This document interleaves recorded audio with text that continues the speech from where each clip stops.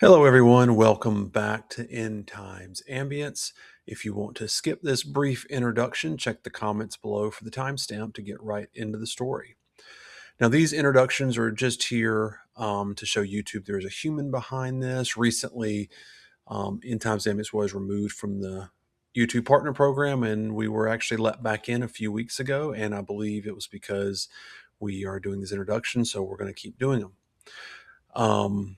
If you want an ad-free version of this show, then come over to Patreon, where you can get access for as little as $5 a month to get an ad-free version of all the End Times Ambience catalog.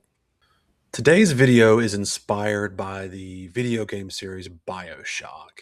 And if you've never played BioShock, I highly recommend it. It's definitely worth the time and money it takes to play these games. They're fantastic. If you're not familiar with BioShock, it's about an underwater city called Rapture. Now, Rapture was a city on the floor of the North Atlantic. It was built in secret after the Second World War by an industrialist named Andrew Ryan.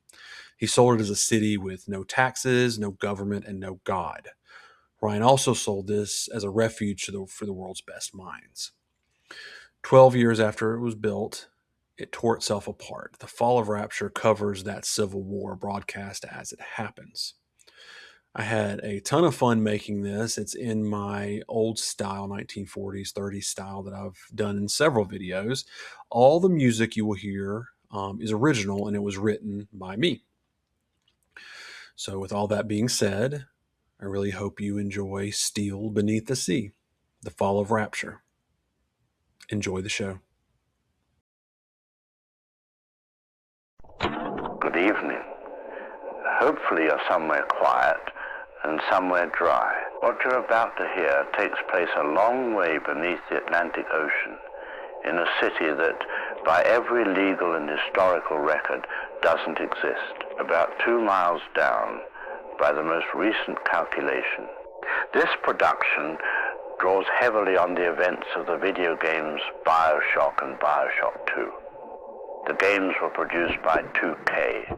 For anyone who hasn't played them, that's worth correcting. They are quite good. Anyone who has played them already knows how the city ends.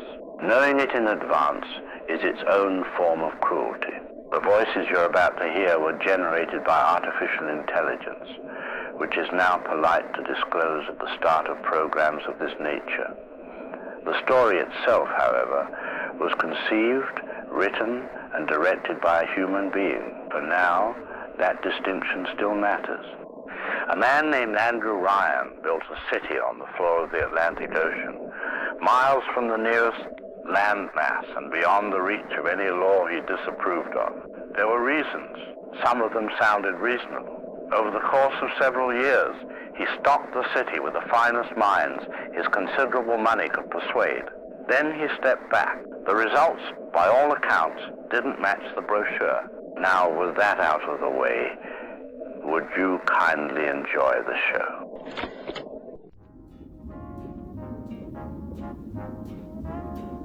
They said a man can't build a dream below the tide. Well, I'm standing in the lobby where the daylight died. Marble on the ceiling, neon on the floor. No tax man, no preacher knocking on my door. There's steel beneath the sea, boys, steel beneath the sea. A city for the builder, a city for the free. Up above their ration and the bread and their wine, down here a working hand can draw a straight line. I gave them all my labor, they gave me a key to a window full of fishes and a life that's mine and free. There's steel beneath the sea, boys, steel beneath the sea. A city for the builder, a city for the free. Spoken proud, Mr. Ryan says the chain pulls every man along. And tonight I half believe him in this song. There's steel beneath the sea, boys, steel beneath the sea. A city for the builder, a city for the free. There's steel beneath the sea, boys, steel beneath the sea. Good evening from the studios of the Rapture Broadcasting Authority. I'm Henry Sinclair, and this is the 8 o'clock evening report. Tonight's stories, as listed in this evening's rundown, come from across the city, including a small note from the docks at the end of the broadcast. At 4 o'clock today, the new commercial wing at Market Street opened, with the city council and senior representatives from Ryan Industries on hand for the ribbon cutting. 12,000 square feet of new retail space.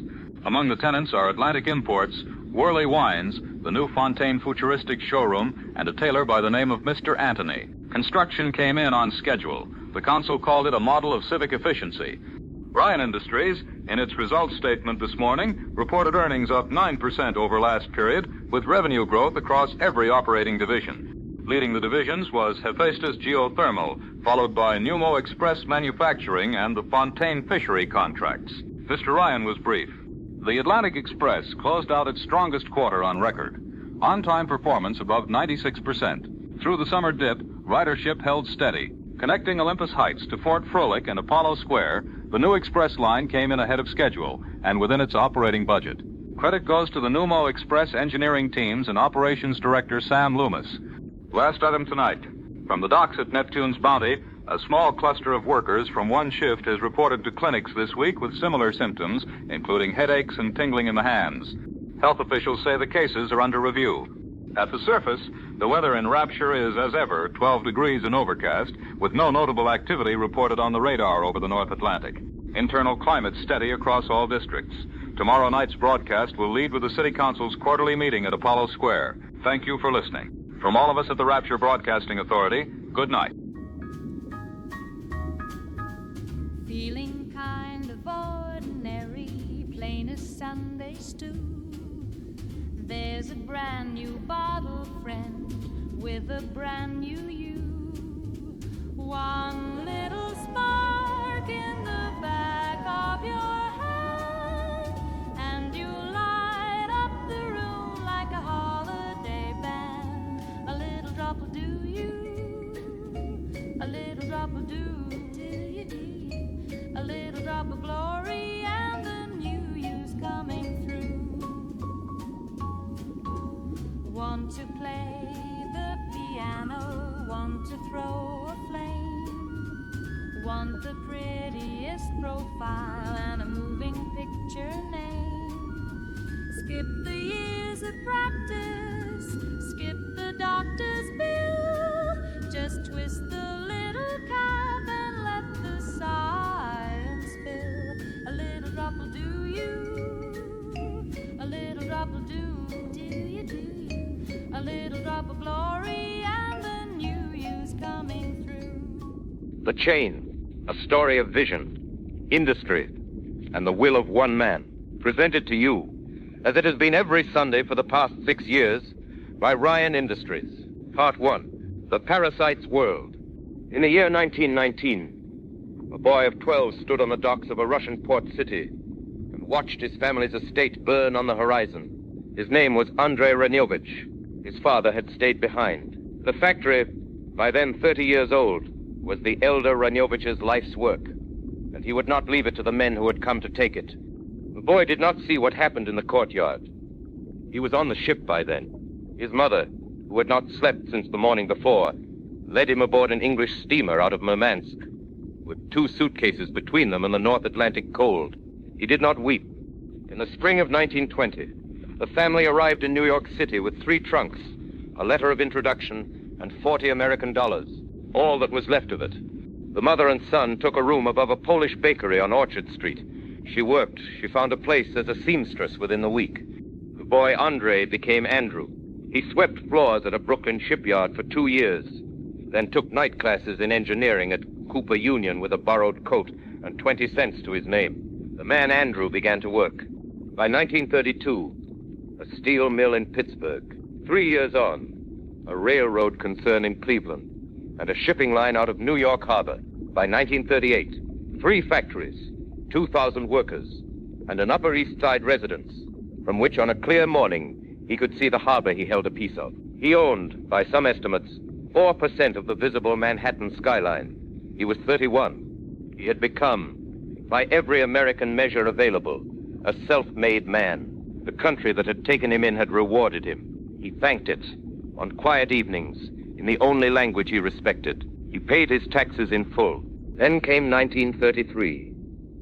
A government in Washington decided, on the strength of nothing but its own opinion of itself, that men like Andrew Ryan had earned more than they were entitled to. Taxes were raised. Caps followed on prices and on wages.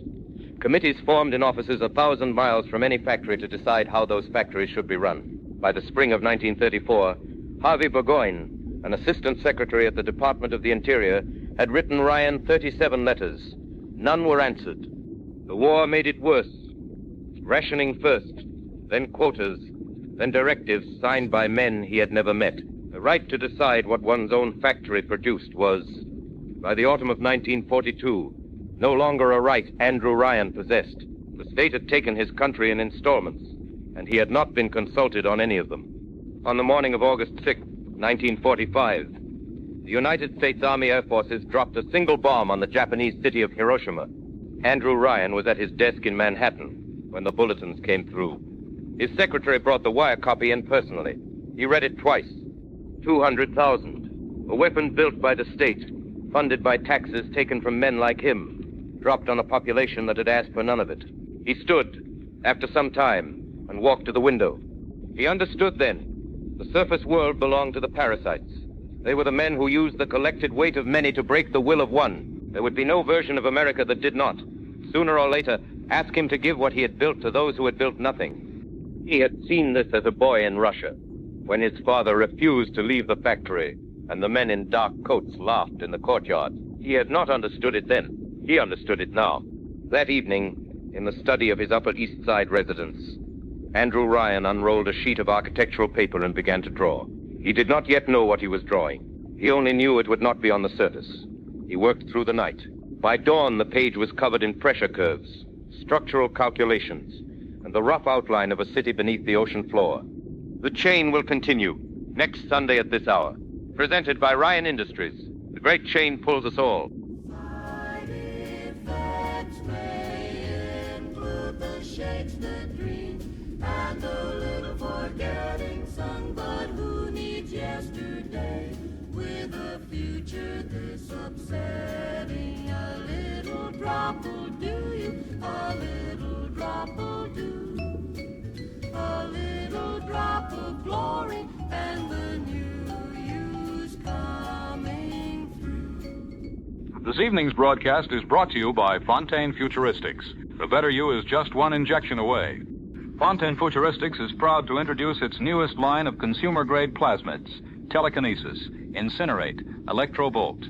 3 new abilities, cleared this month for retail by the Rapture Health Authority and available beginning next week at Gatherer's Garden vending machines in every operational district. Science can deal a better hand than the one nature dealt. Fontaine Futuristics. The future is in your veins.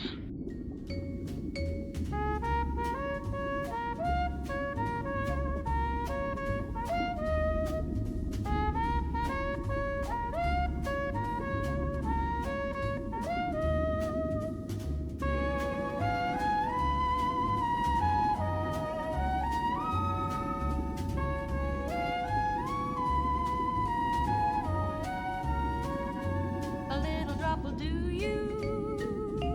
A little drop will do you. A little drop of glory and the new you's coming through. Good evening. From the studios of the Rapture Broadcasting Authority, I'm Henry Sinclair with the 8 o'clock report. Tonight's broadcast covers civic notices from across the lower districts. The Central Council issued a brief statement this afternoon on the state of the labor market, which we'll read in full. We start below. Officers from Rapture Security responded to disturbance calls in 4 lower residential districts overnight, most arriving between 9 and midnight. Apollo Square, Pauper's Drop, the Lower Atlantic Express Maintenance Corridor, and one of the former dormitory blocks at Hephaestus. Reports describe loud arguments outside tenement housing, several involving former dockyard and construction workers laid off from the major build projects in 1952. The calls were resolved without incident in 3 of the 4 districts. No arrests were made. For more on the conditions in Pauper's Drop, we go live to field correspondent Travis Cobb, who has been there since this afternoon. Travis. From Pauper's Drop, just before 6. I'm in a stairwell on the 3rd level of a converted storage block, one of about a dozen on this corridor. The light, where there is light, comes from a single bulb above each landing, and most are out. The walls are sweating. Families are stacked 4 and 5 to a room originally built for 60 crates of fish. The corridor smells of damp pipework, and what I'm told is a leak someone has been waiting 2 months for a maintenance order on. A child of about 3 is asleep in a bundle of cloth on the landing below me. 3 years old, I'm told. His mother is on the level above, going door to door, asking neighbors if any of them know where a working phone might still be. Not on this floor. Not anywhere I've heard of on this corridor. The man whose room I'm standing outside, Mr. Brenner, welded the structural plating in this district during the build. 4 years. He pulled up the floor of his room last winter to use the deck plates for cooking heat. The city took the plates as theft, then forgot about him for a month. He stands in his doorway watching the corridor light. Across the landing, a woman named Mrs. Newton has been listening to our exchange through her door. She has 3 children inside, and her husband worked the rivet line at Hephaestus and went looking for work down here 2 months ago. She hasn't seen him since. She's feeding the children on credit at the corridor pantry, the only one operating on this level since the original closed in October. And the credit ends Sunday. She didn't ask me to ask anyone for anything.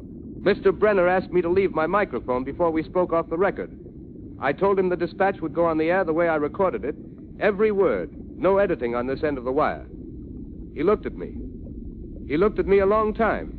Then he closed the door, and he didn't say anything I'm able to do. From Pauper's Drop, this is Travis Cobb. Thanks, Travis. We have the Central Council statement here, and I'll read it in full. The Rapture Central Council, having reviewed the current labor data, affirms its full confidence in the free market's capacity to correct any temporary imbalance in the labor pool. Citizens are reminded that the great chain rewards productive contribution and that opportunities remain abundant across all operational sectors of the city. That is the end of the statement. In commerce, Fontaine Futuristics confirmed today that its consumer Plasmid line, announced at the Olympus Heights showroom this morning, will reach Gatherer's Garden vending machines on the 18th. The launch event drew several hundred attendees, overbooked in the company's words. The Ryan Industries trading floor closed up another 2.25 points on the day, led by Hephaestus Geothermal and Pneumo Express Manufacturing. One more before we close. The dockworker cluster near Neptune's Bounty, mentioned in last week's broadcast, has grown beyond the docks, now including workers at the Pneumo Express terminal and residents of the corridors above. Clinics across 3 districts are seeing the same cluster of symptoms, with new cases reported as recently as this morning. The Rapture Health Authority has scheduled a press briefing for Thursday. Officials say the cases remain under review. That's the report for tonight. Tomorrow night's broadcast will lead with the City Council's monthly meeting, which begins at 1 o'clock in Palo Square. The full quarterly economic report follows on Friday. Thank you for listening. From all of us at the Rapture Broadcasting Authority, good night. There's a bird in a gilded parlor with a ribbon around his throat. He sings whatever the rich man writes, every word, every line, every note. He used to sing for the love of the song. Now he sings for the hand that feeds, and the rich man smiles from his marble chair, saying that's all the music we need. All the songbird sings for supper, and the city sings along. But a bird that sings for supper, dear, forgets his only song. So raise a glass to the man on high, and the pretty tune he bought, 'cause down here where the water leaks, we sing what we are not. The rich man built him a paradise with no heaven hanging above, said work is prayer and the chain is grace, and the market is all you need of love. But I've seen the men who built these walls standing in line in the cold, and no one sings about them at all. Their story goes untold. All the songbird sings for supper, and the city sings along. But a bird that sings for supper, dear, forgets his only song. So raise a glass to the man on high, and the pretty tune he bought, 'cause down here where the water leaks, we sing what we are not. The Chain, a story of vision, industry, and the will of one man. Presented to you by Ryan Industries. Part 2, The Blueprint. In the autumn of 1945, Andrew Ryan began to sell. The steel mill in Pittsburgh went to a Midwestern consortium. for 30 cents on the dollar. The railroad concern in Cleveland was broken up and auctioned in parts. The shipping line, his last and largest holding, was sold to a Canadian importer who paid in gold bars from a vault in Halifax. By Christmas of that year, Andrew Ryan owned nothing on the surface but a steamliner, a 4-bedroom residence on the Upper East Side, and a private safe full of cash and bearer bonds. The steamliner was named the Olympian. She was a private vessel of 260 feet, ocean-rated, refitted in a Brooklyn dry dock for cargo and discretion. Her manifest, when she sailed, would not appear in any harbor record. Then came the recruitment. Andrew Ryan wrote letters. He wrote to scientists working in government laboratories whose research had been classified out of their own hands. He wrote to architects whose buildings had been rejected as too bold by city planning boards in 3 different states. He wrote to a geneticist who had been barred from 2 American universities for research the regents called premature, and the geneticist called inevitable. Every letter said the same thing. There was a place being built where the artist would not fear the censor, where the scientist would not be bound by petty morality, where the great would not be constrained by the small. The place had no government. It had no religion. It had no charity. It had the great chain of free industry pulling civilization forward. And the men and women aboard the Olympian would be the first hands on the chain. The pitch closed with 3 words. No gods, no kings, only man. The replies came back in handwritten margins. An engineer in Boston whose bridge supports the Army Corps had said could not hold, wrote a single word at the foot of Ryan's letter and posted it back. Yes, a composer in San Francisco whose latest symphony had been pulled from the city orchestra for political content wrote at greater length. The composer asked when the ship was sailing and whether she might bring a piano. Andrew Ryan accepted the piano. He accepted the engineer. He accepted 73 of the 112 people he wrote to in the first round of letters. And over the following 6 months, he wrote a second round to fill the gaps. By the spring of 1946, his recruitment list ran to 418 names. Geneticists, architects, engineers, chemists, composers, painters, and one mathematician who had been quietly dropped from a wartime weapons program for raising questions no one in the program wished to answer. All the while, Andrew Ryan was searching for a place. The Atlantic was too obvious. The Pacific was too far.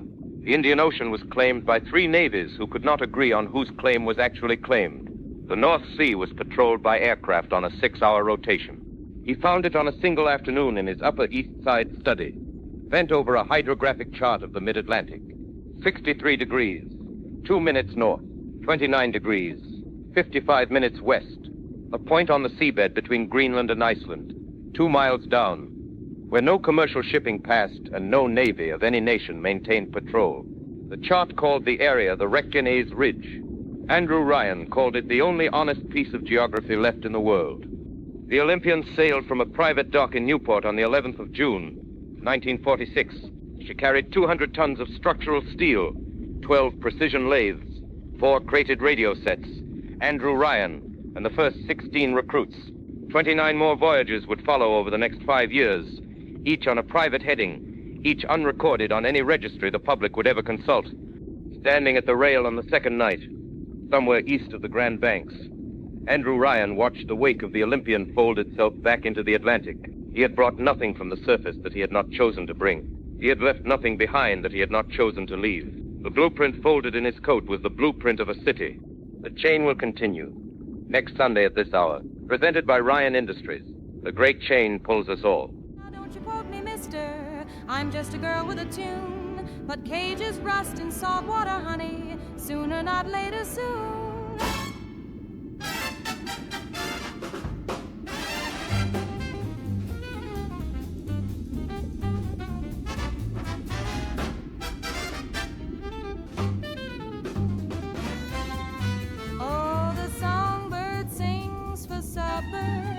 But I never learned to beg. I'd rather sing one honest verse than dance on a golden leg.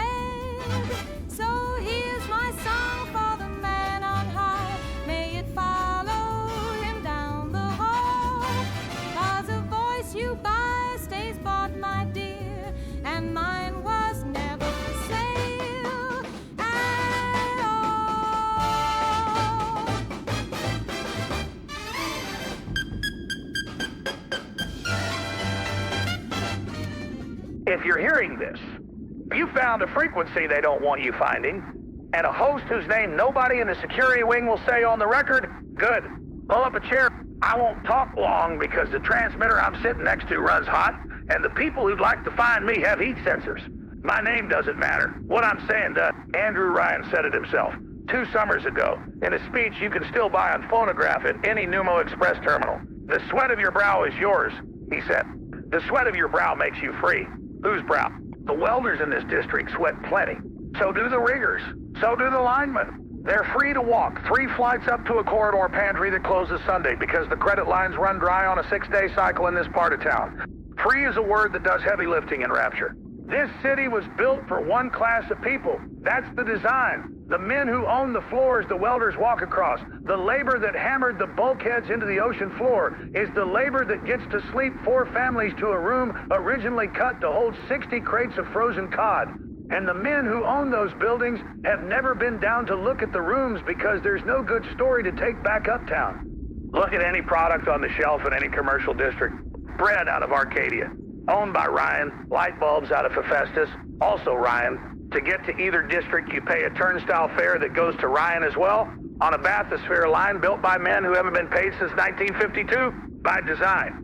While we're keeping count, the Rapture Broadcasting Authority is still calling the sickness at Neptune's Bounty a small cluster of workers. The number of people I've personally watched stagger out of the docks district holding their hands, blinking like the corridor lights are too bright, isn't small. 19 this week. I counted. Whatever's wrong with them came out of a syringe at the Fontaine Futuristics testing lab. There's an artist working in Fort Frolic right now whose new album is the only thing on Rapture's airwaves worth your time, and a Culpepper. The album is called Ryan's Songbird. It's been on shelves for 3 weeks and selling like fresh bread, which I'm told is making certain men in Olympus Heights very unhappy with the woman who wrote it. If you have 9 credits to spare, go pick one up before someone in the security wing decides which songs you're allowed to hear about the man who pays them. This is your friend underneath the floor. I'll be here when I can, which is whenever the heat sensors aren't sweeping this part of the tunnel system and the transmitter isn't drawing more amperage than the breaker can handle. Frequencies will change because they always do. Keep this number to yourself and take care of each other up there. Nobody else will. Something burning in the night. Now the only thing that's burning is the harbor light. The ceiling is the ocean, and the ocean's made of glass. And every dream I carried down here didn't last. There's no stars down here, my darling. No stars down here at all. Just a little neon heaven and a long way left to fall. No stars down here. You promised me a kingdom with no kings to bow. I'd trade the whole blue city just to see you now. The records keep on spinning in an empty room, and the sea keeps leaning on us like a coming gloom. There's no stars down here, my darling. This portion of the broadcast is brought to you by the Farmers Market at Arcadia. Fresh Atlantic cod brought up to the surface levels each morning. Arcadian apples grown under full-spectrum artificial sunlight on the lower Arcadia rotation. The finest of Rapture's wines from the Whirly cellars, where Rapture's bounty meets your table.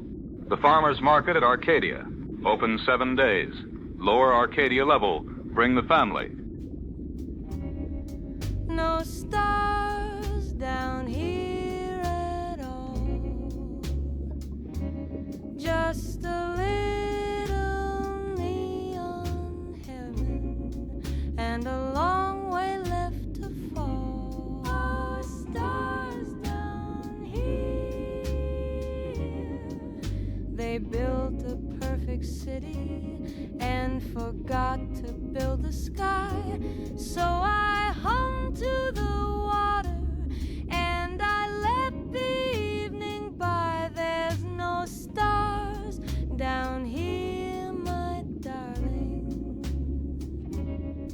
no stars down here at all.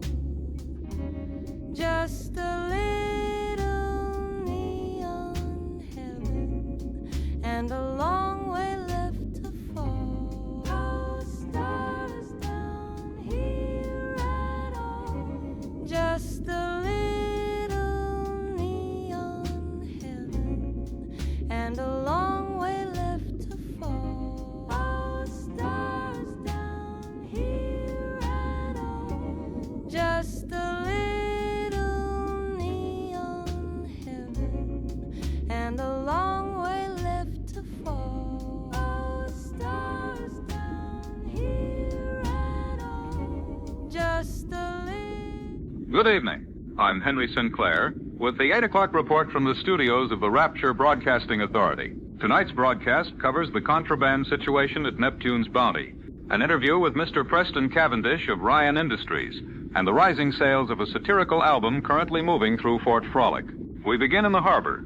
Rapture Security increased its patrol presence near Neptune's Bounty over the past 10 days, following allegations of an organized contraband ring operating through commercial fishing vessels. Boardings have increased fivefold. Confiscations are up. The official Ryan Industries position on the matter is that the scope of the trafficking has been considerably exaggerated and that the situation is being handled as a minor criminal matter. Joining us by line tonight is Mr. Preston Cavendish, Director of Public Communications at Ryan Industries. Thank you for joining us. Henry, the pleasure is mine. The people of Rapture deserve clarity on this issue, and I'm happy to provide it. I want to be direct about the matter at Neptune's Bounty. There is a question of public confidence in our security apparatus, and the people of Rapture have asked it directly. The facts on the ground are these. We are addressing a small, isolated criminal enterprise. The scope is contained, the response is proportionate. The situation is firmly under the management of Rapture Security, with the full cooperation of the Department of Commerce and Maritime Safety. Mr. Cavendish, our field reporter sent in a list of items confiscated during last week's boardings. Can you confirm or comment on the inclusion of religious materials and surface world correspondence on that list? Our viewers have a right to understand what the council formally classifies as contraband and what falls into a separate legal category, if any such category exists. Briefly. The Rapture Central Council has been clear for several years now and through 3 separate public statements on the status of contraband within the city. The materials in question are illegal to import, regardless of their content or sentimental value. Our security personnel are enforcing existing law and have been authorized to use enhanced interrogation methods in cases where smuggling networks resist standard inquiry. That is the story. Mr. Cavendish, on the question of an artist named Anna Culpepper, her recent album, titled Ryan's Songbird, has been selling briskly in Fort Frolic over the past 2 weeks, with retail orders backed up for 10 days. The album is openly critical of Mr. Ryan and of the loyalist propagandist Sander Cohen. Does the council have a position on the album? What's the official line? The council's position on artistic expression is well established. Rapture welcomes artists who contribute to the cultural vitality of the city. We do not, as a matter of long-standing principle, comment on individual works. The people of Rapture will make their own assessments at their own discretion, just as the founders of this city intended when they refused on principle to install any office of censorship, as they should. Thank you, Mr. Cavendish. We go now to field correspondent Travis Cobb, who has been covering the dock activity at Neptune's Bounty since this morning. Travis? From the lower walkway above Pier 4 at Neptune's Bounty, just after 7. Security personnel were on this pier when I arrived. They are still here. The smell coming up through the deck is cordite, which means there was at least one weapon discharged during the boarding this morning. Though that hasn't been confirmed by any official source. The harbor master's office has declined 3 requests for comment. What I can tell you is what I've seen with my own eyes, in crates stacked on the pier for inventory. Bibles, several boxes, crucifixes and tissue paper. Stacks of surface newspapers dated as recently as last month, from New York and Boston. Hundreds of personal letters addressed to people in Rapture from people on the surface. Whatever Mr. Cavendish is calling a minor criminal matter is being unloaded onto this pier by hand truck in volumes that take 3 trucks to move at a time. From Neptune's Bounty, this is Travis Cobb, back on the air at 10. Thank you, Travis. We will return to Neptune's Bounty later in tonight's broadcast if the situation develops. In commerce, Ryan Industries closed flat for the 3rd day in a row, the longest such streak since the 3rd quarter of 1955. The full economic report follows on Friday. From all of us at the Rapture Broadcasting Authority, good night.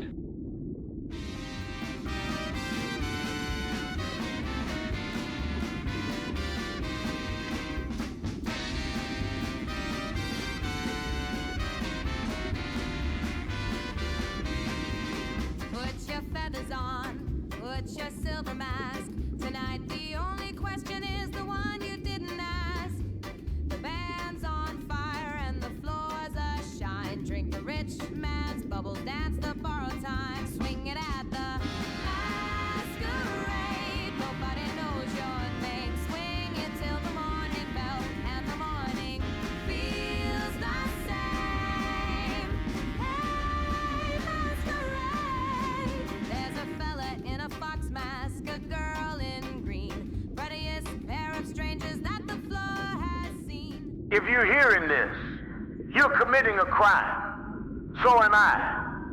The book I'm about to read from is contraband in the city of Rapture. And the words I'm about to speak could put a man in a cell at Persephone. Keep the volume low. Sit close. My name doesn't matter. Call me Brother Emmanuel if you need something to call me. I was a welder once on the Hephaestus Rise. I kept one book when they told us to give up our books. I'm reading it to you tonight because a man shouldn't keep bread to himself when the whole street is hungry. Tonight I read from the book of Genesis, the 11th chapter. And they said, Genon, go to, let us build us a city and a tower whose top may reach under heaven. And then the part they don't want you to hear. Hear it close. Let us make us a name. That was Babel. A city raised by men, called for men, to make a name for men. No gods, no kings, only man. Does that creed sound familiar to you? Rapture? It's carved over the door of the place you live. Hear how that story ends. The Lord came down to see the tower. Now nothing will be restrained from them, he said, which they've imagined to do. So he confounded their tongue, that they could not understand one another's speech. Look around you. Rapture. A man takes the needle and forgets his own children's faces. A woman talks to people who aren't in the room. We stopped understanding each other a long time ago. There's a line I carried down here in my head. The 127th Psalm. Except the Lord build the house, they labor in vain that build it. The men who welded this city labored. I labored. And the house we built was never kept because the men who paid us laid it on nothing but their own pride. Pride goeth before destruction. A haughty spirit before a fall. I didn't write that. It was set down 3,000 years before Andrew Ryan drew his first blueprint. The tower at Babel had sound mortar and good stone. It came down anyway. It came down because the men who raised it decided they had no more need of heaven. They sell you everything down here. Your bread, your light, the very power in your veins. 4 days' wages a dose. But hear what the prophet Isaiah says. Ho, everyone that thirsteth, come ye to the waters. He that hath no money, come buy and eat without money, without price. There's a market in that book they never told you about. I don't know how long this transmitter lasts. I don't know how long I last. But I'll say this before they find the signal.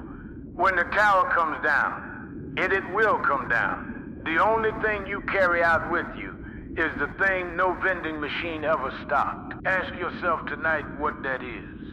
I'll be here again if the Lord is willing. Keep the book, keep the faith, stay low.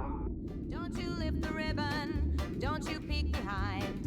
Down here every angel's got a devil on the right, swinging at the masquerade. Nobody knows your name, swing it till the morning bell, and the morning feels the same.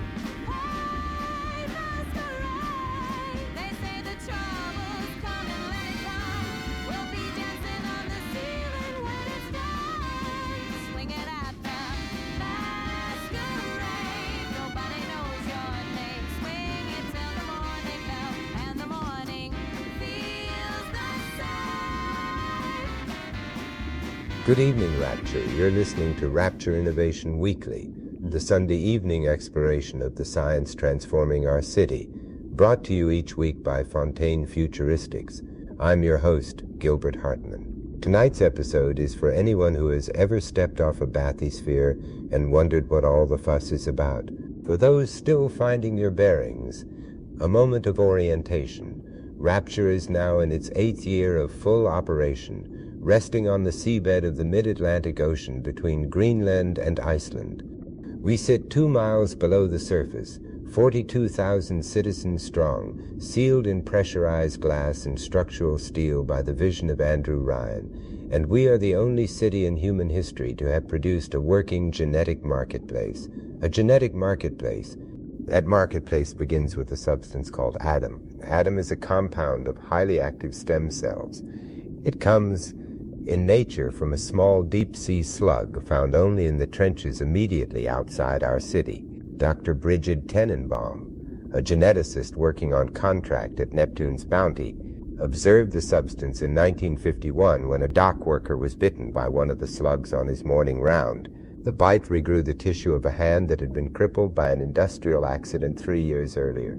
Dr. Tenenbaum watched it happen.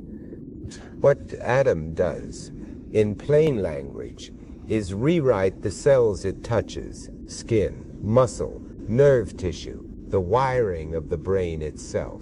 When Adam enters the human body becomes something more than nature made it, briefly and reliably. The commercial applications of Adam divide into two product lines. The first is the active plasmid. Plasmids are injected directly into the bloodstream, take effect within 90 seconds, and grant the user a specific power for as long as the user remains conscious. Think of them as a superhuman ability delivered by syringe. 3 plasmids are currently on the consumer market.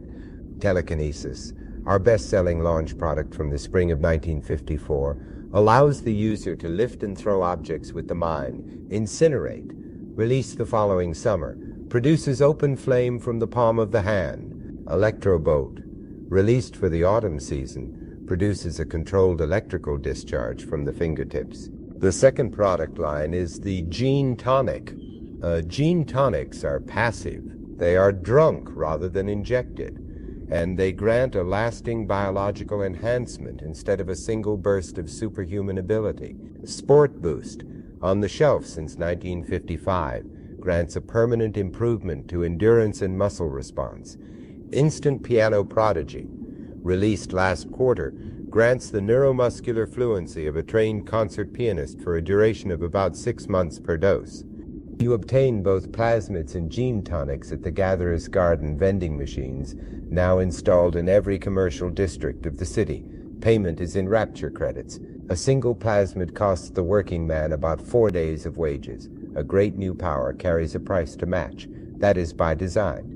Mild adjustment symptoms following injection are normal and expected. These include passing skin sensitivity, brief disorientation, and what users commonly describe as a warmth in the hands. The condition resolves within 48 to 72 hours. For users seeking a faster return to baseline, Plasmi-Quik is available without prescription at any Health Medical Corp retailer. 2 tablets with water.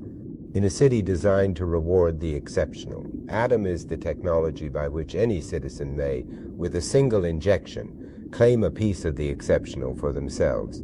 Telekinesis, Incinerate, Electrobolt, the future is in your veins. This has been Rapture Innovation Weekly, brought to you with the compliments of Fontaine Futuristics and the entire Hartman family of programming. I'm Gilbert Hartman, and I'll see you next Sunday. Good night, Rapture, and a productive week to every household on the network.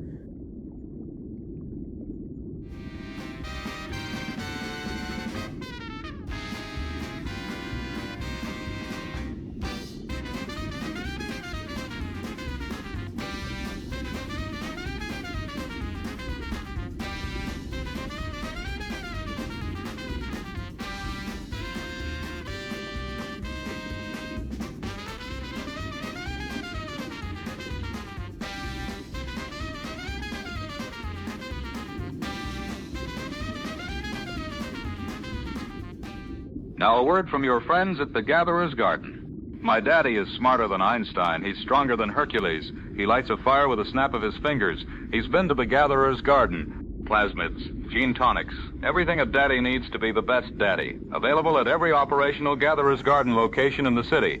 Pick up your evolution today.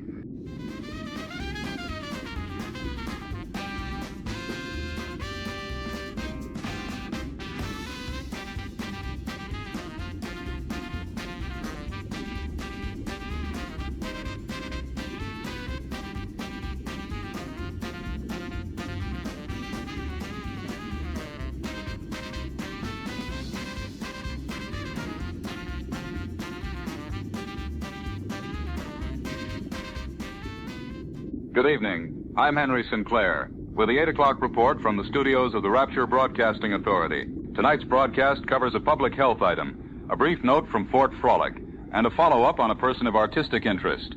We begin with a guest, Dr. Vivian Garland of Rapture General Clinic. Dr. Garland is here to speak to a condition that has been turning up at her clinic and at clinics across the city, a condition colloquially known as the Plasmid blues. Dr. Garland, thank you for joining us. Thank you. Mr. Sinclair, I'll start by clarifying the term. What your listeners are calling the plasmid blues is several distinct symptoms in cluster, all caused by cellular degradation in patients who have undergone repeated plasmid administration. The symptoms include skin lesions, tumor growth, memory loss, and aggression that the patient can't account for after the fact. We are also seeing, in the last month, the first cases of patients who don't recognize the people in their own household. Doctor, our viewers know these as the mild adjustment symptoms documented by Fontaine Futuristics in last quarter's consumer briefing. The official position is that the underlying cellular response is temporary and self-limiting. What treatment options does your clinic offer for those experiencing the more pronounced effects, if any? There is no treatment, Mr. Sinclair. The damage Adam does to the patient's cellular structure is permanent, irreversible, and progressive in proportion to subsequent splicing. Plasmi-Quik, which is sold in pharmacies as a remedy, is a sugar tablet with peppermint flavoring. Nothing more. The Health Medical Corp laboratory at Pauper's Drop confirmed this in writing to me directly, on company letterhead, dated the 14th of last month. The letter sits in my office. It does nothing for any patient who walks through my door, and nothing for the families who walk in with them. Nothing at all. Dr. Garland, you describe the condition as serious, but my understanding is that the cases you have personally seen represent a relatively small percentage of total plasmid users in the city. The official figures suggest the success rate of standard plasmid administration is above 95% without complication. At my clinic, in the last 6 weeks alone, I have seen 341 patients presenting with symptoms consistent with cellular degradation. 341. Last spring, I saw 4 such patients in the entire quarter. Patients are arriving from across the city, from Pauper's Drop to Olympus Heights, and the rate is doubling every 2 weeks. It will continue to double until something changes its trajectory. The dockworker cluster your station first reported on 2 summers ago, near Neptune's Bounty, was the same condition we are now diagnosing across every district. We didn't have a name for it at the time. We have one now. Doctor, we'll have to leave it there for tonight. Thank you for joining us and for the work you and your colleagues are doing at Rapture General Clinic, which is, by all accounts, the finest medical facility in the city. We'll have you back on the program in the coming weeks for a follow-up. Thank you again. Our other items tonight. Earlier this afternoon, security forces reported a small fire in the basement of the Health Medical Corp warehouse in Pauper's Drop. Damage was contained to one storeroom containing Plasmi-Quik inventory. The Fort Frolic Gallery District reports record attendance for the 3rd week running, with all major shows operating at capacity through the weekend. Fontaine Futuristics confirmed today that production volumes on its consumer Plasmid line will increase by 60% over the next quarter to meet demand. And on the matter of the artist Anna Culpepper, whose satirical album Ryan's Songbird has been the subject of recent attention, Rapture Security has confirmed that her apartment in the Olympus Heights residential block was the site of a break-in on Tuesday evening, with her current whereabouts unknown. The investigation is open. No suspects have been identified at this time.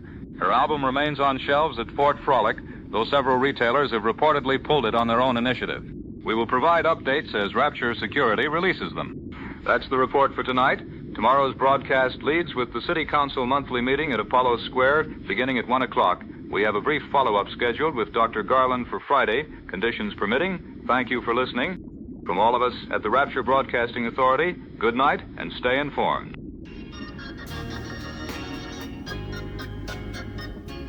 No, God, they tell me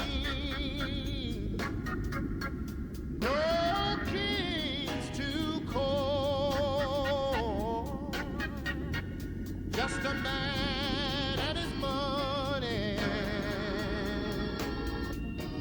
and a high glass wall. But my mother sang alone, song over bread and stone, and I sing it in the dark when I'm alone.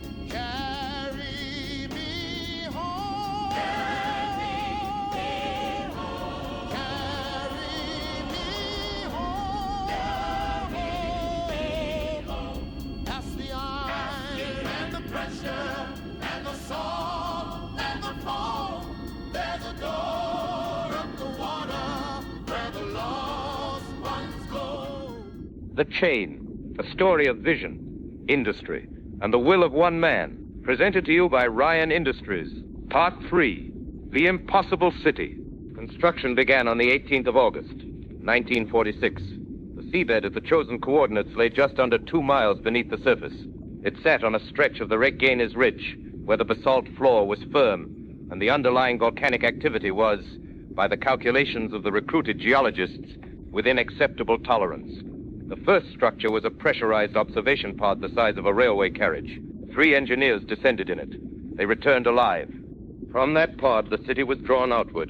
The first district to take its full shape was Hephaestus, the geothermal heart, tapping the heat of the ridge to power every later structure that would rise from the seabed. Point Prometheus followed, dedicated to research and biological inquiry.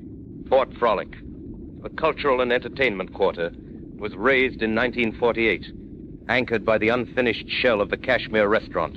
Olympus Heights, the residential tower for the founding class, topped out in the same year. Its observation windows fitted with 2-inch pressurized glass and a view of the open Atlantic. Arcadia was the surprise. A growing district under full-spectrum artificial light. The crops included apples, wheat, coffee, tobacco, and the species of grape from which the Worley cellars would later draw their early vintages. The chief horticulturist wept the morning the first crop came in. He had been told for 30 years that the work he wanted to do could not be done. The Atlantic Express was the connective tissue of the city. Pressurized rail tunnels stitched through the structural spine, carrying citizens between every operational district at speeds the surface metropolises had not yet learned. The signal system was designed by an engineer from Glasgow who had been quietly let go from the London Underground for proposing it. He proposed it again in Rapture. It was built. The first train run from Hephaestus to Olympus Heights departed on time to the second and arrived 12 seconds ahead of schedule. The work was not done by the founders alone. The Olympian, on the trip after trip after trip, brought down a labor force the official histories of Rapture, estimated 6,000 at peak. Welders, pipe fitters, steel riggers, pressure glass installers, men who had taken work where work was offered and asked few questions of the men who offered it. They worked in double shifts. They worked under pressures the building codes of any surface jurisdiction would have prohibited. Some did not come back from a shift. The cost was the cost of greatness. The men who fell were honored, it is said. In a private ceremony, Andrew Ryan attended whenever his schedule permitted. On the 11th of March, 1949, a pressure failure in the Hephaestus geothermal trench took the lives of 42 men in a single afternoon. They were replaced by the Olympian within 10 days. The work resumed without interruption. By the autumn of 1951, the city was structurally complete. The final survey was carried out by the original 3 engineers. In the same pressurized observation pod they had ridden down 5 years earlier, the pod was now too small to leave the docking bay of the city it had founded. They reported the structural calculations sound across every district. They reported every seal holding. They reported the ridge stable beneath the foundations. The whole city held. They handed the report personally to Andrew Ryan on the morning of the 14th of September, in the office that would, within the year, be known across the city as Rapture Central Control. Andrew Ryan stood in the observation deck of Rapture Central Control on the evening of the 28th of October, 1951, and looked out at his finished city. The lights of Olympus Heights reflected against the dark Atlantic glass. The neon of Fort Frolic burned in the quarter below. The Atlantic Express ran a quiet circuit through the structural spine, carrying the first commercial passengers home from the Kashmir Restaurant's preview evening. From the residential dormitories where the labor force had slept for 5 years, there came no light at all. The dormitories had been emptied that afternoon in preparation for repurposing as commercial storage. The labor force was, by then, elsewhere in the city, doing the next thing the chain required of them. The chain will continue next Sunday at this hour. Presented by Ryan Industries. The great chain pulls us all.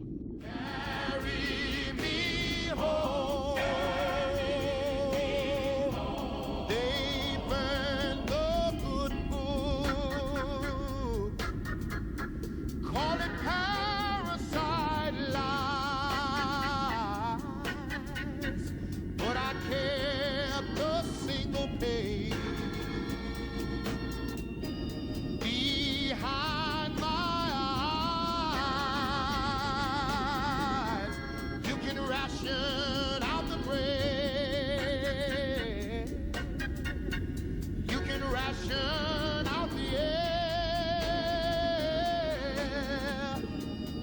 can't reach a hand that a poor man holds in prayer. Carry me home. Carry me home. Carry me home. Carry me home. Past the iron and the pressure and the song and the fall. There's a door at the water where the lost ones go. Carry me home. They can hear this, let them hear it. Songs are heaven, the songs are ever. They will sing finest smiles, wanna sing finest smiles. Just wanna climb my heaven, yeah, wanna climb my heaven, yeah, wanna climb my heaven. Oh, down, Jesus, just wanna climb my heaven, yeah, wanna climb my heaven, yeah, wanna sing finest smiles. Friend underneath the floor again. The Rapture Broadcasting Authority had a doctor on tonight, Vivian Garland, telling you what some of us have been saying for over a year. The Plasmid blues is what your body does when something foreign moves in and starts charging rent. She got cut off before she could say it plain, but you heard the shape of it. What you didn't hear is what some of these patients look like now. I have, down in the maintenance corridors I move through, I see them. There's a welder on the docks district whose hands have fused around the pipe wrench he carries. The fingers grown into the metal long enough that the metal has corroded into the bone. Fused. There's a woman in a tenement corridor talking to someone who hasn't been there for months. She names him by name. She offers him tea. I asked her once, when the conversation seemed to pause, whether he answered her. She turned and looked through me as if I were the one who wasn't there. These people need a name. The medical professionals call them late-stage cellular degradation, which is a phrase that won't fit on a corridor sign. I call them splicers. The name comes from what they did to themselves before they stopped being able to choose. It's the only name I've heard that does the work. Frank Fontaine knows what his product does. He has known since the second clinical batch. There is a memorandum from the Fontaine Futuristics labs dated last March, signed by a deputy chemist named Marion Crane, listing every degenerative effect the doctor on tonight's program described. And the product shipped anyway. And then there's Anna Culpepper. She wrote a song that mocked Andrew Ryan and his loyalist propagandist Sander Cohen. And for 2 weeks, the song outsold every official broadcast in the city. Then her apartment was broken into. Now she is missing. Rapture Security is, in the words of the broadcast, investigating. They aren't investigating. Someone gave that order. A man in a chair in an office in Olympus Heights opened his mouth and said the words, "Plain as that," to the security wing of the building 1 floor below, or wrote them on a card and slid the card across a desk, or did neither, because no order was needed by then. In Rapture, by 1958, certain things just happened. The doctor on tonight's broadcast told you the truth about the bodies. Nobody in Olympus Heights will tell you the truth about the people who used to be those bodies and the families those people had. So we will. Their names, their families, the corridors they used to walk underneath the floor of the city Ryan built. This is your friend underneath the floor. The transmitter's hot, the frequency's changing. Keep this number to yourself, and the next one when it changes, and the one after that, listen for me. The doctor's got a needle and a magazine dream. He'll fix you up so flawless that you'll want to scream. A nose like a starlet, a chin like a saint. He'll carve you a new one if the old one's too quaint. Pretty as a picture, dearie, pretty as a print. He'll take a little listen at and never leave a hint. Now, a word from Health Medical Corp. Plasmi-Quik takes the sting out of self-improvement. Designed for citizens experiencing the mild adjustment symptoms that follow Plasmid administration. 2 tablets with water, twice daily. You'll feel like yourself again in no time. Plasmi-Quik, because progress shouldn't be painful. First it's just the wrinkles and it's just the brow. Then he's chasing perfect and he can't stop now. The mirror keeps lying and the knife keeps near. And the prettiest girls in Rapture disappear. Pretty as a picture, dearie, pretty as a print. He'll take a little listen that and never leave a hint. Symmetry, my dear, is the only beauty, the only one. And you won't find this broadcast in any council listing, and that's the way I like it. My name is Frank Fontaine. If you've bought fish at Neptune's Bounty, you've bought it from me. If you've read a page of scripture anywhere in this city in the last 5 years, you You'll read it because I carried it down past Ryan's inspectors in a crate-marked card. You're welcome. Consider this the one honest broadcast you'll hear in this city all year. Uncle Ryan banned your Bibles. He banned your newspapers, your crucifixes, the letters your own mothers wrote you from the surface. He called all of it contraband and told you a free man has no need of it. Then he acted surprised when the whole city came to me in the dark to buy it back. I don't judge what a man wants. I set the price, and I keep the appointment. Years back, a scientist came to me with a sea slug and an idea every respectable man in Rapture had laughed out of the room. I wrote the check. That check became Adam. It became Fontaine Futuristics. It became every plasmid in every vein in this city. Ryan taxes what I built and calls it his economy. That's the deal in Rapture. I make it. He brands it. And when Ryan's law of the jungle chews a man up and drops him in pauper's drop with nothing, who feeds him? Not the council. There's no charity in a city of free men. Ryan saw to that. So I do it myself. Fontaine's home for the poor, 11 houses across the lower districts. Call it good business. A man who owes you his supper tends to remember your name when you need him. Now Ryan's getting nervous. He's doubled the security on my docks. He's authorized his men to use what he delicately calls enhanced interrogation on anyone who smells of my trade. He believes he can squeeze me out of a city that runs on what I carry into it. He's welcome to try. It's an expensive way to relearn a lesson he already knows. Here's the part Ryan will never put on his own broadcast. He sold you a city of free men. What he built was a city with one owner and 40,000 tenants. And the owner signs his letters, Andrew Ryan. I'm the only competition the man's ever had. Every crucifix and every drop of Adam sold behind his back is a crack in the great man's wall. I'm the free market he keeps promising you and never quite delivers. Ryan's going to come for me soon. I can read a man closing a trap. When he does, you'll hear that Frank Fontaine is finished, dead in a shootout, most likely. Take that news with a grain of salt. Men have believed they were rid of me before, and it has a way of not taking. Keep your radios close. This is Fontaine. I'll be in touch. Until there's nothing left to run. Pretty as a picture, dearie, pretty as a print. He'll take a little this and that and never leave a hint.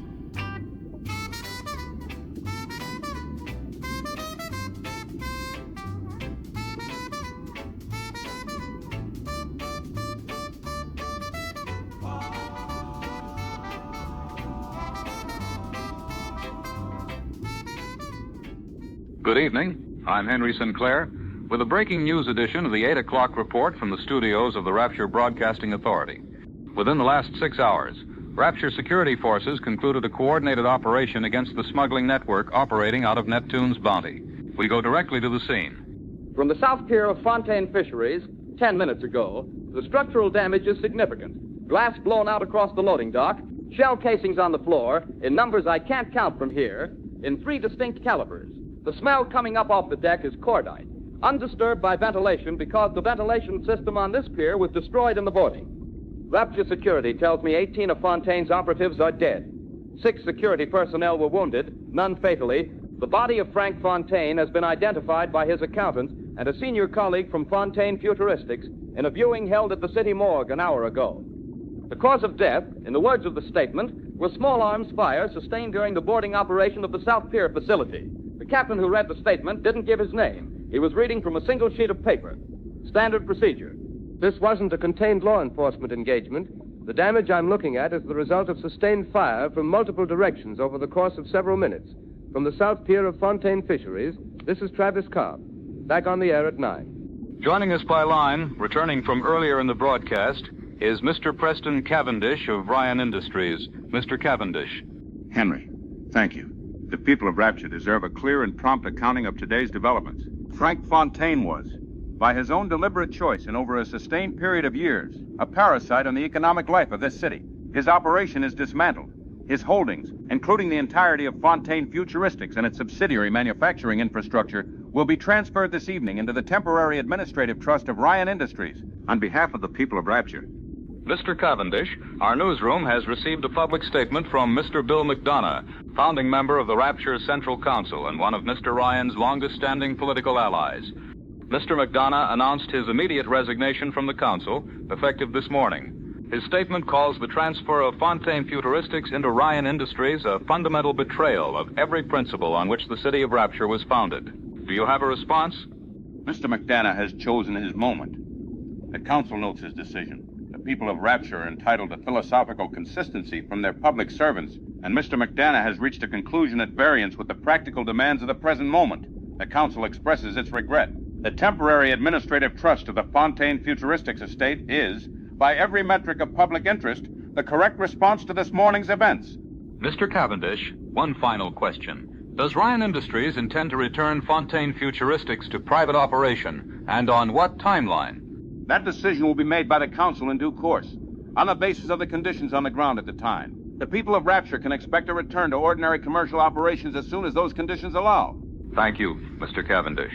We return to Travis Cobb, who has been at the South Pier of Fontaine Fisheries since the boarding concluded, for any new developments. Travis. Henry, the body of Mr. Fontaine was removed from the facility about 40 minutes ago, under tarp, by Rapture security personnel only. No medical examiner present, no independent witnesses. I asked the security captain whether the body would be available for an independent post-mortem, and was told the question was outside his authority to answer. I asked again on the record whether the captain could confirm the identity of the accountant and the colleague who made the morgue identification. I was told they were unavailable for comment. They have been unavailable since the morgue closed at 6. From the South Pier of Fontaine Fisheries, this is Travis Cobb. 18 dead. 1 civil war averted, in the words of the captain, whose name I don't have. Back on the air at 10 with whatever comes next. Thank you, Travis. Tonight's broadcast continues at the top of the hour with extended coverage of the events at Neptune's Bounty. We will read Mr. McDonough's full statement at that time. Stand by for an update from Andrew Ryan's office, expected in the coming hours. From all of us at the Rapture Broadcasting Authority, good night. Little ones, skip along the floor, gather up the glowing from the sleeping on the shore. The sleepers are angels, they're only at rest. Pull the bright red color from the angel's chest. Angels in the garden, dear, angels in the snow. Mama's in the lighthouse and she loves you so. Don't you mind the gentleman, the big one made of tin. He follows where you wander, he won't let the cold come in. The city... The Chain, a story of vision, industry, and the will of one man. Presented to you by Ryan Industries, Part 4. No gods, no kings. The first commercial bathysphere descended into the docking bay of Rapture at 6:30 on the morning of the 23rd of January, 1952. 4 citizens were aboard. They carried, between them, 7 suitcases, a violin case, and a folded set of architectural drawings from a man who had been waiting 6 years for the chance to build on a seabed. By the end of the first week, 87 more citizens had arrived. By the end of the first month, 400. By the spring of 1952, the dormitories of the residential quarters were filling at a rate the original planners had not dared anticipate. The Olympian ran the surface route twice weekly. Every crossing brought down a manifest of doctors, painters, engineers, and the occasional industrialist who had finally read his 4th tax notice and decided that enough was enough. Every crossing returned to the surface empty. The farmers' market at Arcadia opened its stalls on the 1st of February. The first crates of fresh apples came up from the orchard rotation on a hand truck pushed by the horticulturist himself, who refused to delegate the task. Worley Wines took its first commercial order on the 5th. The vintage was a modest table red, 8 years younger than the cellars themselves, and it sold out in an afternoon. Fort Frolic hosted its first performance on the evening of the 11th. A string quartet from the founding manifest played for an audience of 240, in a room designed to seat 600. The acoustics were such that the violinist wept during the second movement and continued playing without missing a note. The Kashmir Restaurant accepted its first reservation that same evening. For a party of 8, at the corner table by the observation window, the Gatherer's Garden vending machines were activated in every operational district on the 15th. Their shelves were sparse. The atom economy had not yet begun. The machines were a promise of what would, in the years to come, be possible. The promise stood in well-lit alcoves on every commercial level, waiting. On the evening of the 21st of February, at 8 o'clock by the city clock in Apollo Square, Andrew Ryan delivered the dedication address from the steps of Rapture Central Control. The address was carried live on every operational frequency. Every citizen in the city heard it. Many committed it to memory. "I am Andrew Ryan," he said, "and I'm here to ask you a question. Is a man not entitled to the sweat of his brow? No, says the man in Washington. It belongs to the poor. No, says the man in the Vatican. It belongs to God. No, says the man in Moscow. It belongs to everyone." I rejected those answers. Instead, I chose something different. I chose the impossible. I chose Rapture, a city where the artist would not fear the censor, where the scientist would not be bound by petty morality, where the great would not be constrained by the small. And with the sweat of your brow, Rapture can become your city as well. When the address ended, the audience in Apollo Square stood in silence for a full 10 seconds. Then they rose in applause that the broadcast engineers later said overloaded the limiter on every microphone in the square. Some wept. Most did not. All went home that night to a city that was, by every honest measure, theirs. A man who had been a clerk in a Brooklyn shipping office for 20 years told a reporter on the way out of the square what he had not understood until that night. He had not understood what the word future actually meant. Andrew Ryan stood at the observation window of his office in Rapture Central Control. The lights of 1,000 windows reflected against the dark Atlantic glass. The man who had taken nothing from anyone and built everything from his own will looked out at his city. He looked out at the city he had drawn on a single sheet of paper on a night in 1945. He saw that it stood. This city will stand forever. This chain will never break. No storm will reach it.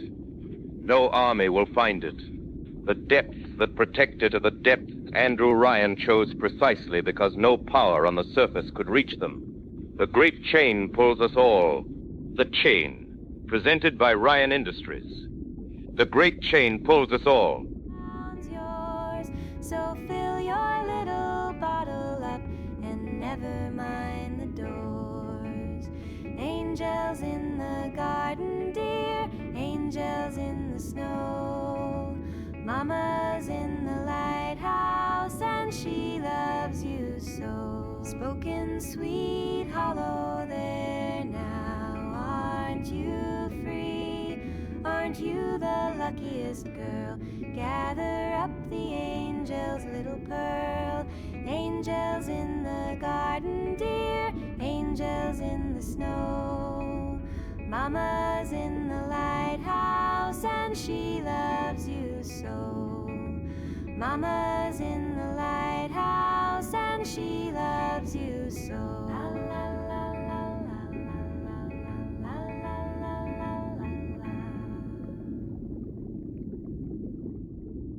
This is Henry Sinclair at the Rapture Broadcasting Authority. 2 hours after the conclusion of the operation at Neptune's Bounty, Andrew Ryan has requested time on every operational frequency to address the city directly. We turn the broadcast to him now. Mr. Ryan. My fellow citizens, 2 hours ago a parasite died. Frank Fontaine arrived in this city on the explicit promise that he would build something of his own.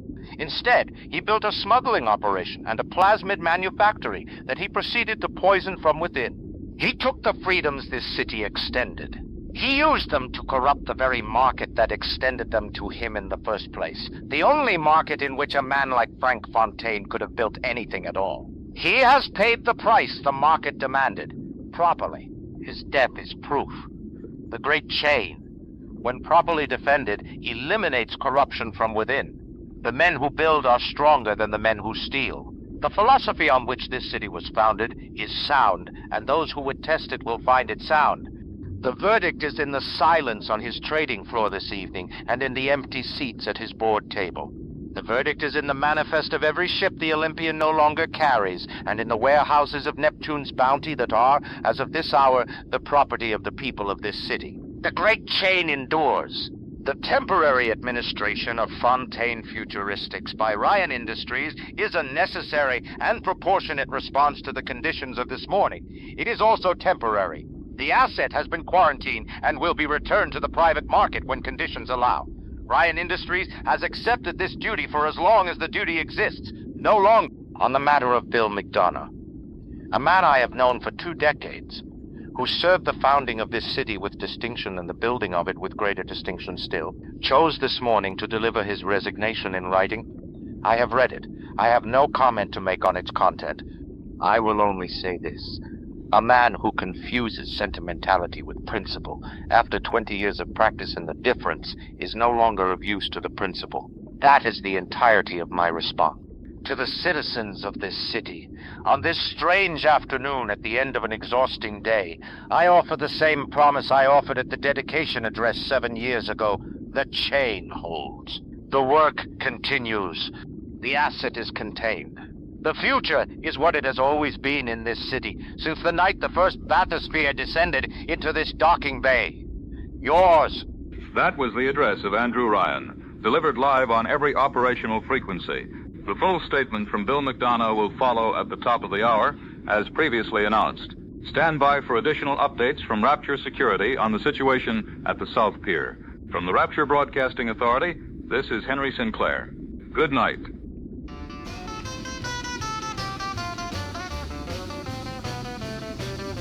I welded up the bucket, I laid the granite down. I built the Richmond ceiling, now I'm 6 foot underground. The work dried up in 52 and so did all it paid. And the great chain dragged me under and it left me where I lay. It's sweating salt water, baby, sweating salt water.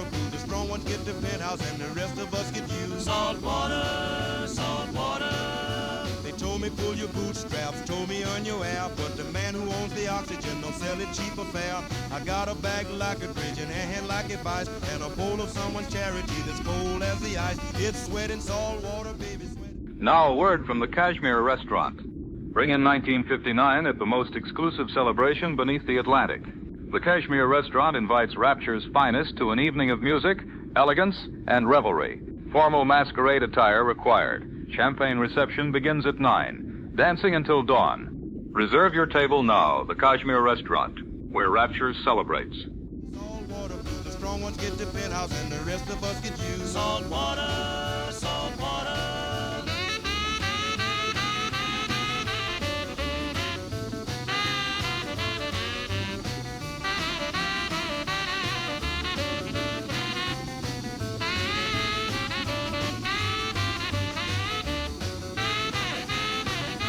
Gods, no king should just one, just the one with the keys, and he keeps it where a poor man cannot see.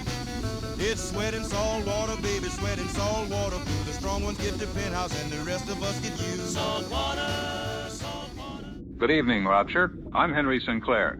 With the New Year's Eve edition of the broadcast from the studios of the Rapture Broadcasting Authority, we have a full hour for you tonight. The lineup includes a year in review segment, a live update from the Kashmir Restaurant Gala, and Andrew Ryan's televised toast to 1959. We begin with the year just ending.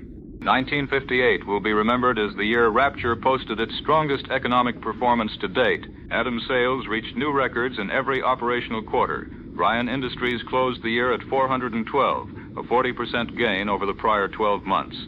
The Atlantic Express expanded to 7 full lines, and 2 new commercial districts opened in Lower Olympus Heights. Construction on the new Roby Spirits Distillery in Fort Frolic is scheduled to begin in the first quarter of 1959. Strong year. Andrew Ryan delivered his televised toast at 6 o'clock this evening from the observation deck of Rapture Central Control. I quote the closing line, "To 1959, may it be remembered as Rapture's finest year." For the live update from the Kashmir Restaurant Gala, we go now to field correspondent Travis Cobb, who is in the lobby on a press pass courtesy of the management. Travis? From the Kashmir Restaurant, 8:45. Reception is full. Champagne by the fountain.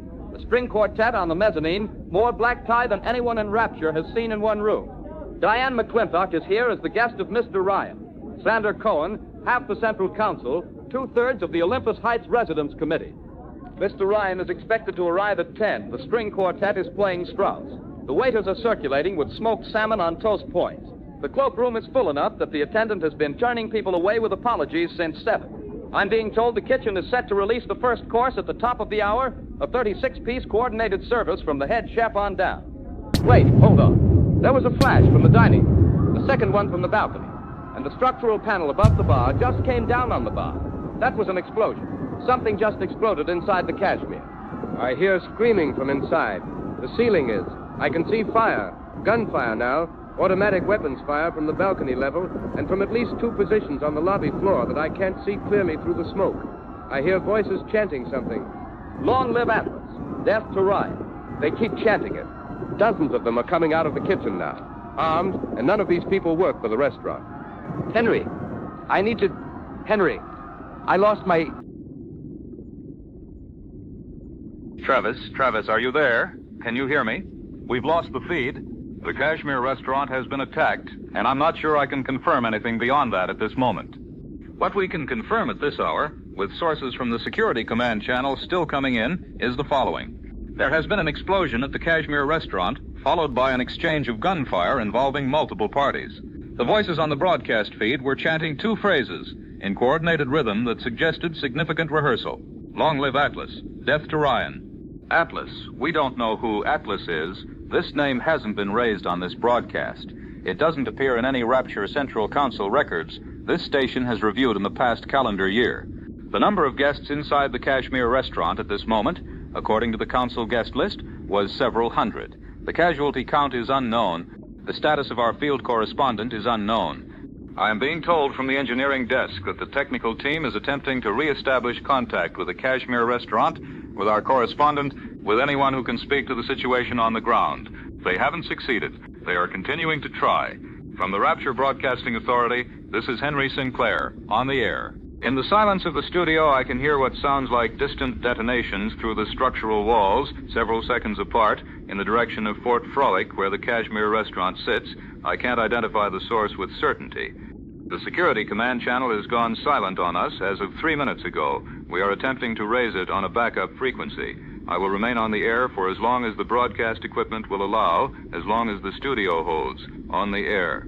Call it a chain and you call it divine. A link for the baker, a link for the mine. But a chain's only iron and iron will rust. And the man on the top is just one of us. The chain won't hold, the chain won't hold. Not for the hungry, not for the cold. Stand up together, the story's been told. The chain won't hold, the chain won't hold, won't hold, won't hold. He keeps the whole ocean behind a brass door. A penny for the many and the city for one more. But there's more of us drowning than there is of his gold. And 1,000 cold hands make a grip he can't hold. The chain won't hold, the chain won't hold. Not for the hungry, not for the cold. Stand up together. Friend underneath the floor. I'm broadcasting from a different transmitter tonight. One I built last week from radio, parts I lifted out of a wrecked checkpoint in Apollo Square. 3 districts over from the last one, so I'll be quick. The Kashmir Restaurant burned last night. Several hundred dead. Andrew Ryan's elite class wiped out at a single party by an army nobody's heard of. Led by a man nobody's heard of, calling himself Atlas. Who is Atlas? 48 hours ago, neither of us had heard the name. Tonight, everyone has, including the man at the Olympus Heights observation window who watched the Kashmir burn. The question this transmitter wants you to ask tonight is whether the name is actually new. 6 weeks ago, Frank Fontaine died in a shootout at his fishery. The official statement says he was killed by Rapture security during a boarding operation. 18 of his men died with him. The body was identified at the morgue by an accountant and a colleague. Nobody's been able to track down since. Nobody has seen the body. The identification record is missing. No independent witness exists for the boarding, and the security captain who read the official statement couldn't give his name when our field reporter asked. 3 weeks after Fontaine died, a man calling himself Atlas surfaced on a pirate frequency in Lower Pauper's Drop with a broadcast nobody on the official channels could trace. The first broadcast was a speech about justice and labor that ran 19 minutes uninterrupted. The man who gave it had clearly been writing it for a long time. A long time. 5 weeks after Fontaine died, Atlas had an army. 6 weeks. The army was heavily spliced from top to bottom, operating out of Neptune's Bounty. and the maintenance tunnels that run under the old Fontaine fishery and processing facility. The smuggling routes are Fontaine's old smuggling routes. The munition caches are Fontaine's old caches. Atlas is Frank Fontaine. The body in the morgue was someone else's. The man Ryan Industries paraded as a victory in November is now wearing the populist mask. He has had the army for 2 years now, built in the basements of his own charity houses. Fontaine's home for the poor.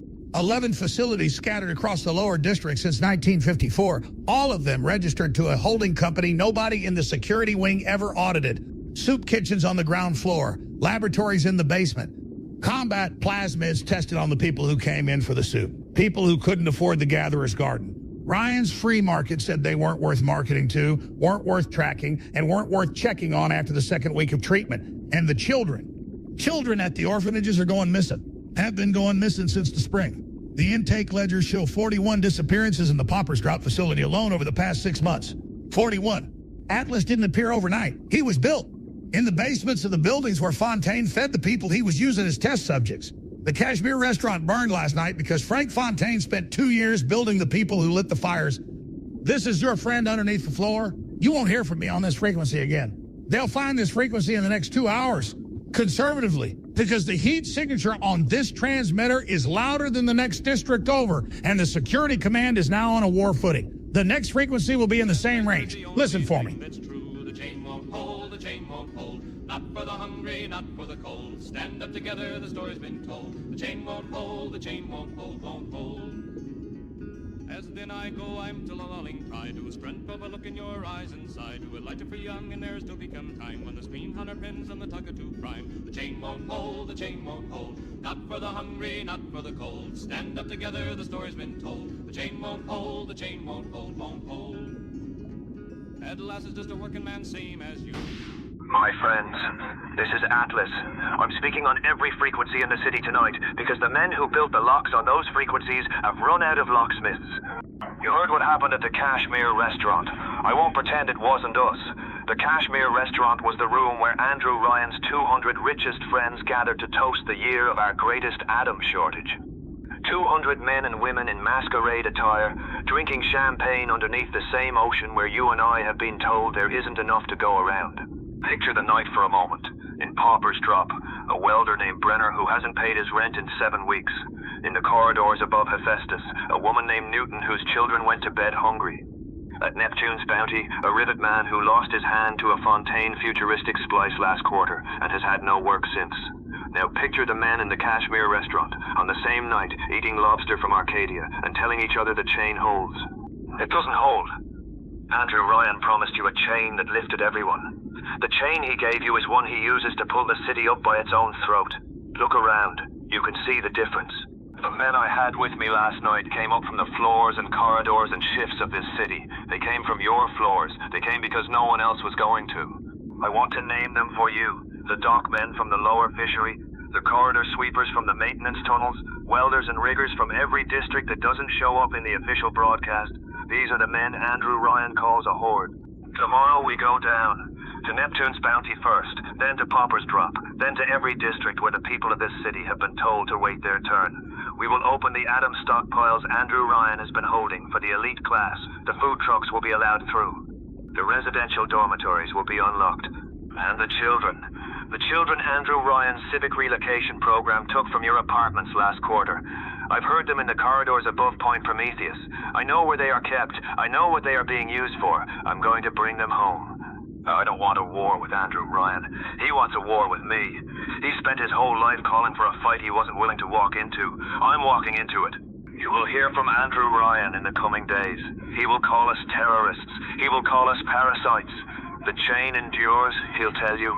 Brothers and sisters, the chain is what we are breaking. My friends, the night belongs to us now. Listen for me on this frequency in the days ahead.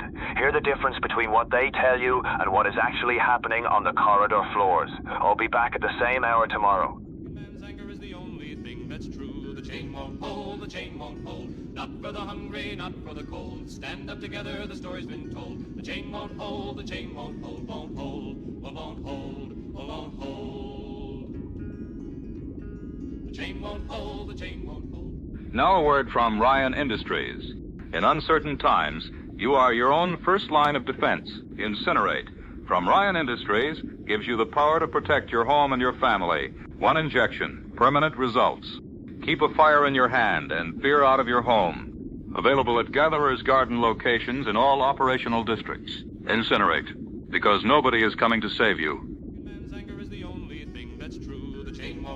The chain won't hold. Not for the hungry, not for the cold. Stand up together, the story's been told. The chain won't hold, the chain won't hold, won't hold, won't hold, won't hold. The chain won't hold, the chain won't hold. Not for the hungry, not for the cold. Stand up together, the story's been told. The chain won't hold, the chain won't. Good evening. This is Henry Sinclair at the Rapture Broadcasting Authority. 6 days since the Kashmir Restaurant. I've been on and off this frequency all week, reading you what fragments I could confirm in the hours the studio still had power. Tonight I've got more than fragments. Not all of it is something I want to read to you. The city has moved a long way in 6 days, and this broadcast is going to tell you how far. The confirmed count from the Rapture General Morgue stands at 140 dead. Another 60 are unaccounted for in a collapsed section of the restaurant that recovery crews haven't been able to reach. Among the injured is Miss Diane McClintock, Mr. Ryan's guest at the gala. She survived. Her injuries are severe. It's the last word Ryan's office has released on any subject in 4 days. Since the attack, the city has been buying plasmids the way it used to buy bread, combat plasmids in particular. Incinerate and Electrobolt have sold out at every Gatherer's Garden machine from Olympus Heights down to the Lower Atlantic Express line. The gray market price has tripled in a week. A novelty from a month ago is now the thing people are selling their furniture to afford. In the lower districts, the empty machines have been pried off the walls and stripped for whatever was left inside them. For the first time since New Year's Eve, I can bring you our field correspondent. Travis Cobb was inside the Kashmir Restaurant when the charges went off, and his was the last voice this station heard before the feed went to static. We lost his signal that night, and for 6 days we didn't know whether we'd lost him. Travis, it's good to hear your voice. Henry, it's good to be heard. I got out through the kitchen with about 9 other people. I don't know how many of the 9 are still. I got out. I've been at a clinic in Apollo Square since that night, carrying the ones who can't carry themselves, because the clinic is where the story is now. They've run out of beds. They're laying the wounded on the pews from the chapel 2 doors down. From Apollo Square, 6 days on. The barricades went up on the 3rd day, and nobody ordered them. People pulled their own doors off the hinges and stacked them across the corridor mouths in the space of a single afternoon.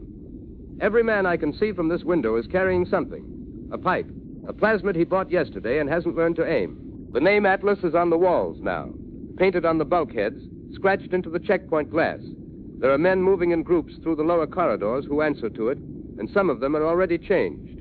I watched one put his palm flat against a steel door last night and leave a handprint burned an inch into the metal. He never felt it. Travis, what are you seeing from Ryan's security forces? More of them every day. Less like police every day. There are checkpoints on every district line now, and the men holding them aren't checking papers so much as deciding, on the spot, who is worth letting through. They're deciding who crosses and who turns back. The ones who turn back don't always leave on their feet. I'm choosing my words on an open frequency. You understand?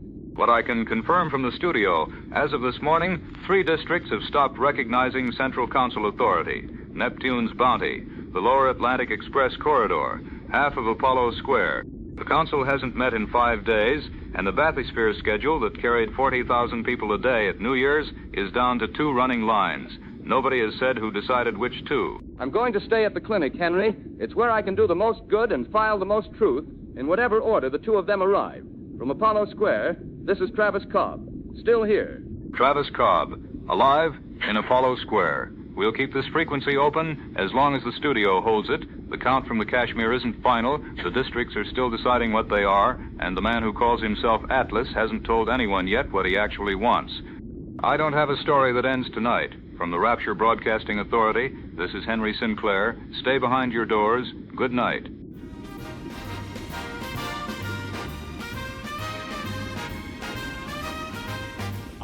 With 2 empty hands and a furnace in my chest, while the kings and the comrades just laughed at the rest. I drew a line on the water, I said the world is mine, and I sank a whole heaven beneath the brine. A man chooses, a slave obeys, a man stands tall on the worst of days. Let the parasites beg. Good evening. This is Henry Sinclair at the Rapture Broadcasting Authority. Approaching 2 months since the Kashmir Restaurant attack, and the news from across the city is grim. Tonight's broadcast covers a district-by-district situation report, a follow-up from Dr. Vivian Garland of Rapture General Clinic, and a field dispatch from Travis Cobb.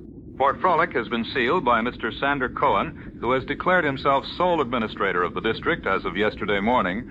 Apollo Square remains under the control of Atlas's forces following the loss of the Southwest Security checkpoint on Tuesday. Neptune's Bounty is contested. Hephaestus is contested.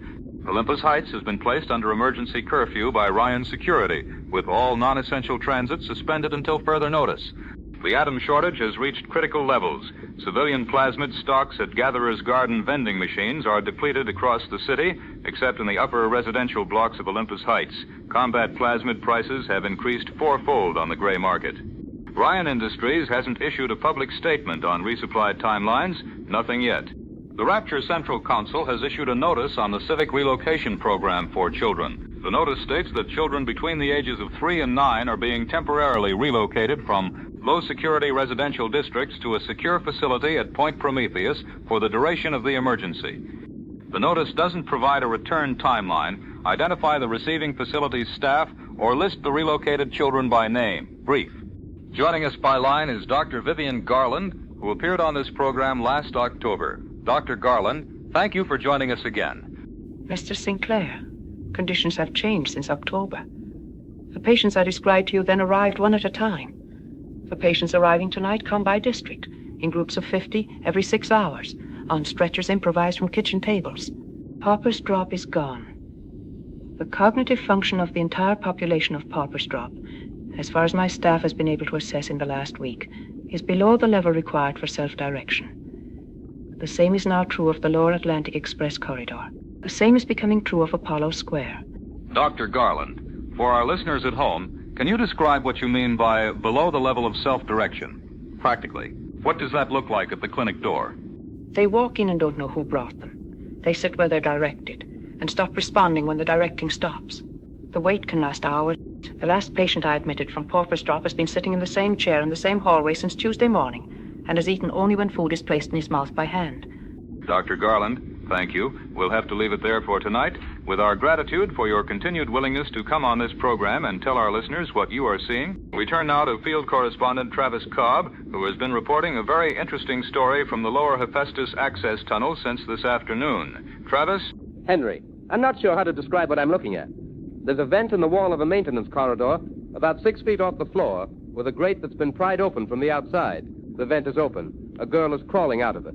The girl is 7. She is carrying a syringe much too large for a child her size to be carrying, the kind of cylindrical extraction syringe a veterinarian might use. She is carrying it the way a child carries a doll. She is wearing a brown dress and one shoe. Down the corridor behind her, something is moving. It is the size of a refrigerator. It is wearing what looks like a diving suit, of the kind I've only seen in old photographs of harbor salvage operations. Its faceplate has portholes. The portholes are lit from inside with a faint green light. It is standing 6 feet from the girl, and it hasn't moved since it took its position. The girl is kneeling next to a body in the corridor that I am not in a position to identify from this distance and angle. She has put the syringe into the body's chest. She is drinking from it. The sound isn't a sound my vocabulary covers. I won't. When she is finished, she stands. The giant turns. They walk back down the corridor together. From the lower Hephaestus access tunnels, this is Travis Cobb, and I don't have the words for what I have just witnessed. Travis, thank you. The broadcast will continue at the top of the hour with extended coverage. The full statement from Dr. Garland will be available in transcript at the Rapture Broadcasting Authority offices tomorrow morning for any listener who wants the full account of what she described tonight. From all of us, good night.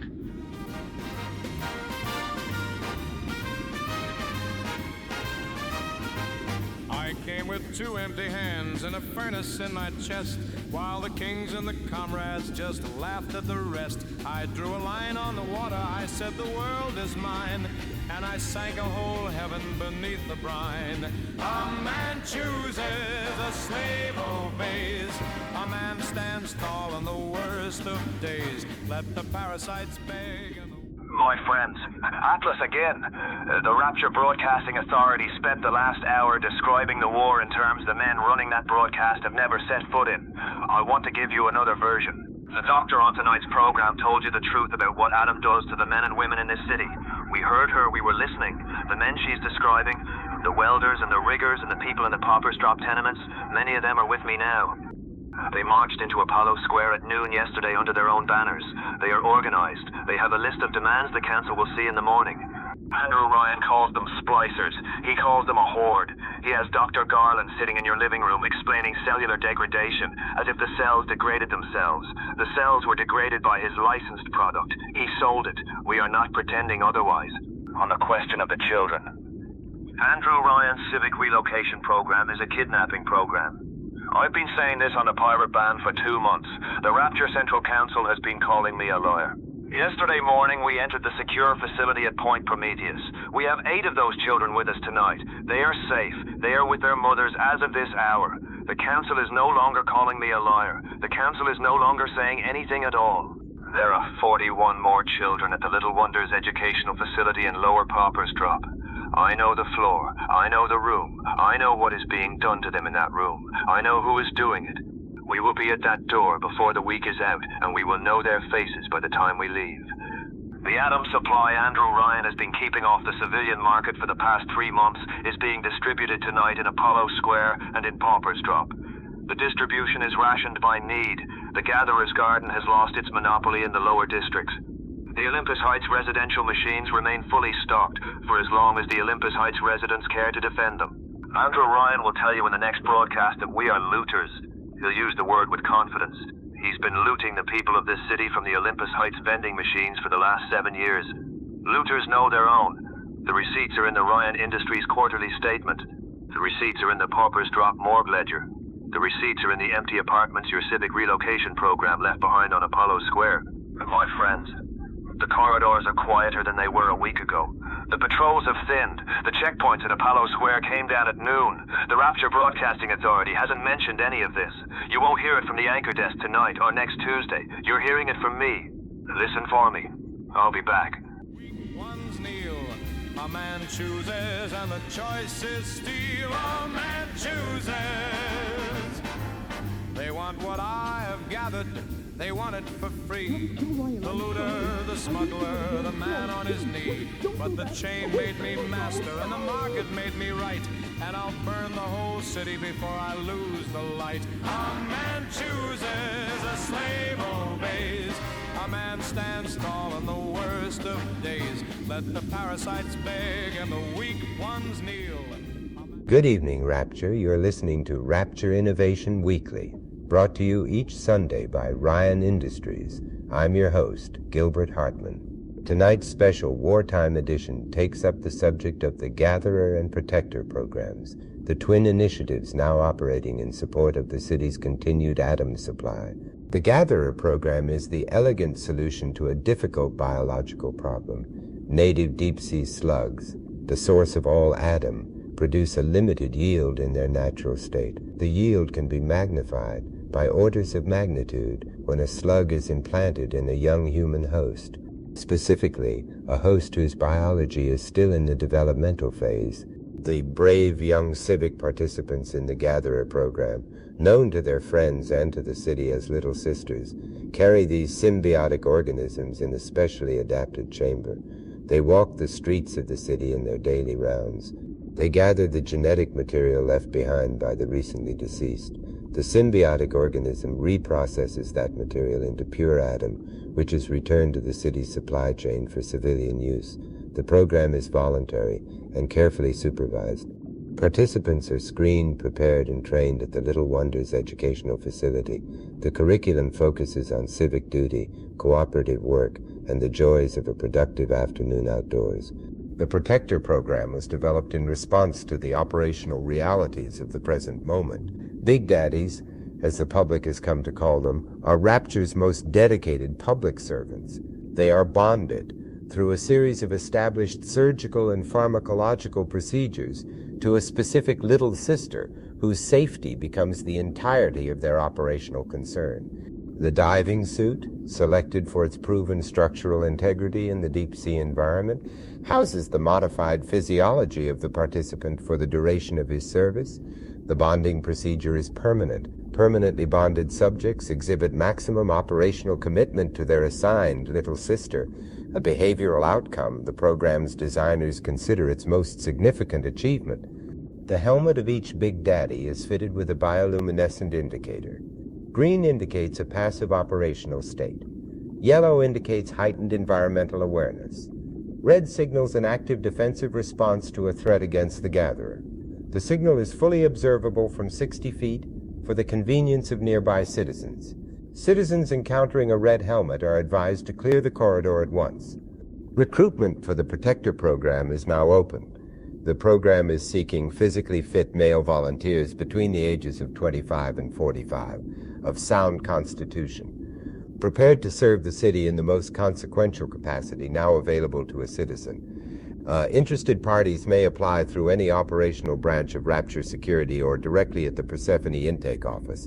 Service is for life. The compensation is the satisfaction of a duty well performed, with full provision for the participant's biological needs, underwritten by Ryan Industries for the full term of his service. This has been Rapture Innovation Weekly. I'm Gilbert Hartman, and I'll see you next Sunday. Good night, Rapture, and onward to the city's continued strength. Chooses and the choice is steel, a man chooses. Somebody votes or I'm serenaded, Moses is a monist. No gods, no kings, only man, only me. And I'd rather rule a tomb than ever bend the knee. A man chooses, a slave obeys. A man stands tall in the worst of days. Let the parasites beg and the weak ones kneel. A man chooses and a choice is... Now a word from Ryan Industries. The safety of your household is the responsibility of the citizen. Ryan Industries presents the Mark V automated turret, compact, reliable, motion-triggered, mounted above your door, and sleep soundly. No one is entitled to what you've earned. Defend it. Ryan Industries, the sweat of your brow. A man chooses, a slave obeys. A man stands tall in the worst of days. Let the parasites beg and the weak ones kneel. A man chooses and a choice is steel. A man chooses and the choice is steel. A man chooses. Good evening. This is Henry Sinclair at the Rapture Broadcasting Authority. 3 districts without power tonight. 2 with water pressure below the structural minimum. The Numo Express network is down across the entire southern half of the city. The Atlantic Express is running 2 of its 7 lines on intermittent schedule. The rest of the system is locked down by the Security Command for reasons that haven't been disclosed. The water pressure drop in Apollo Square and Lower Hephaestus is the most concerning item of the broadcast. Engineering reports tell us the structural envelope of the eastern Hephaestus Skyway is currently within 15% of design tolerance. The Skyway hasn't failed, and engineering says it isn't expected to. There is no contingency plan if it does. The council has been silent. We turn to field correspondent Travis Cobb, who is reporting from a contested corridor in the lower Hephaestus access tunnels. Henry, the corridor is about 20 feet wide, about 40 feet long. There is a figure at the far end that I am about to describe, and I want you to understand in advance that I don't have the words. I will do my best. The figure is the size of a small automobile, a small car. Its head is buried somewhere in the mass of its shoulders. It has just lifted a slab of concrete from the corridor floor. It threw the slab a distance of 40 feet down the corridor and into the bulkhead at the far end, which is now partially collapsed. The figure threw the slab underhand. The figure hasn't moved since. There is something on the ceiling of the corridor behind me. I thought it was a maintenance technician with a wrench. It is moving across the ceiling on its hands and feet, fingertips and toe tips pressed into the structural grout. It doesn't stop where the ceiling meets the wall. Around the corner, a woman has appeared 10 feet to my right with fire suspended in the air above her left palm without anything visible to feed the flame. She wasn't there. I am holding the microphone in my left hand. She is holding the fire. Neither of us has acknowledged the other. The sound that has been continuous since I entered this corridor isn't a sound I have heard before in the city. Long, slow, deep, wail-like, coming from somewhere in the walls themselves. It has been going for at least 30 minutes, without break, without pulse, without rhythm. It seems to come from below the floor as well as the walls, from within the structural envelope of the city itself. I am going to back out of this corridor now. From a corridor in the lower Hephaestus access tunnels, where I am also going to assume the structural integrity holds for another 10 minutes. This is Travis Cobb. Back on the air if I can. Travis, are you? We have lost the field correspondence feed as of about 40 seconds ago, and the engineering desk reports no signal on the backup frequency. There is no expert segment tonight. Dr. Garland declined to appear on the program this evening, citing the volume of patient intake at Rapture General Clinic and the lack of available staff to cover her absence from the floor. We didn't press the matter. The medical update and transcript would have been the following. The cellular degradation case count has doubled again since last week's broadcast. Rapture General Clinic has converted 3 additional floors to overflow capacity, with no staff to operate them. Rapture Security Command reports a 3rd district lost to Splicer territorial occupation, joining Pauper's Drop and Apollo Square. The new district is Neptune's Bounty. The Health Medical Corp warehouse fire reported last quarter has been reclassified as suspected sabotage by Rapture security investigators.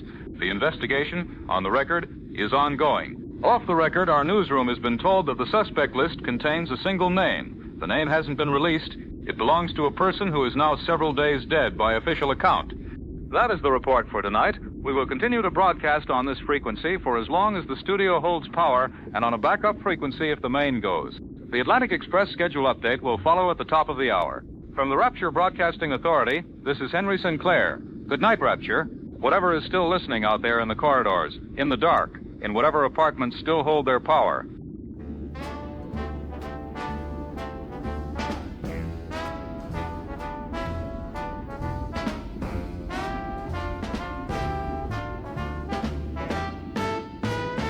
Slip into the little glass ball with me.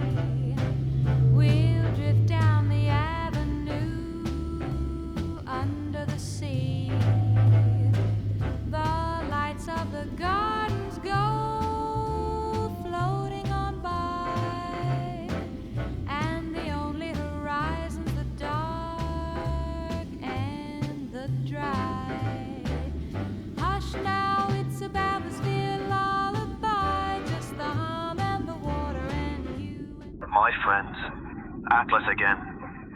There is something Andrew Ryan has done in the past month that I want every man and woman listening on this frequency to know about.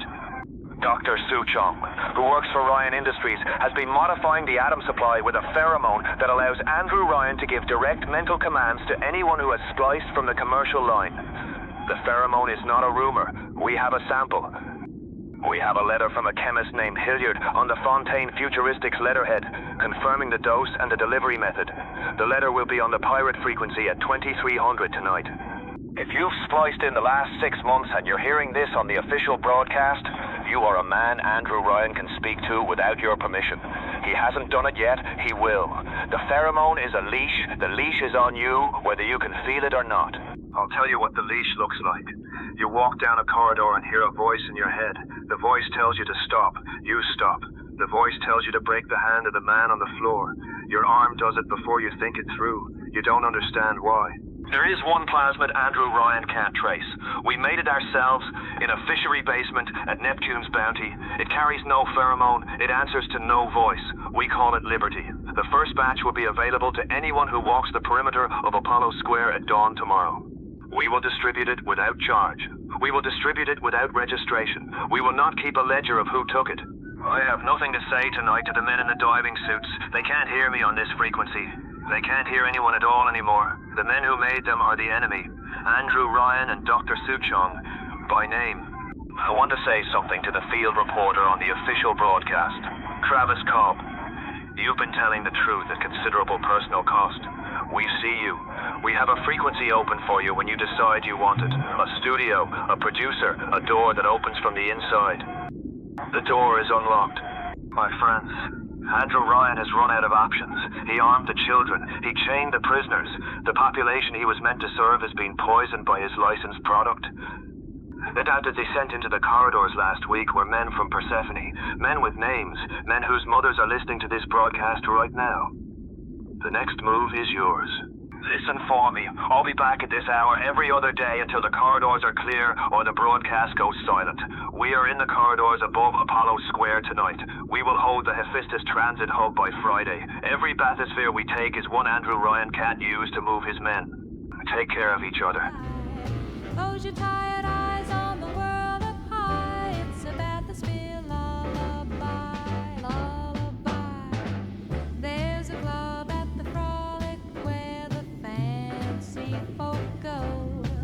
A piano, a painter, and a velvet glow.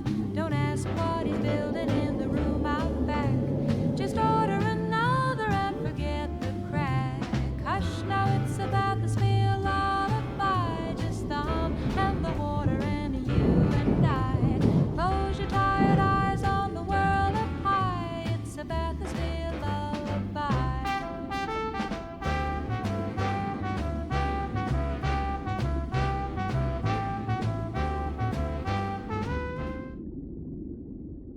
Right underneath the floor. I am going to tell you what the science program last week called the Gatherer and Protector programs. I am going to tell you what they are. The Big Daddies aren't volunteers. They never were. They are prisoners from the Persephone detention facility, political dissidents, petty criminals, men who said the wrong thing to the wrong patrolman in the wrong corridor on the wrong night. Rapture security calls it a transfer order. The men on the receiving end call it the last day of their lives. The grafting procedure isn't a metaphor. The interior of the diving suit is heated to 700 degrees and pressed onto the bare skin of the conscript. The outer layer of the skin is boiled off. What remains is fused at the muscle level directly into the canvas and metal of the suit. The conscript will never come out of the suit alive. His vocal cords are destroyed in the bonding process. His higher brain functions are suppressed with a pharmacological cocktail Dr. Suchong calls Lot 255. The conscript can no longer speak. He communicates by vibrating the air in his chest cavity against the inside of the suit. That is the sound you have been hearing through the walls of your apartment for the past 3 months. Whale song.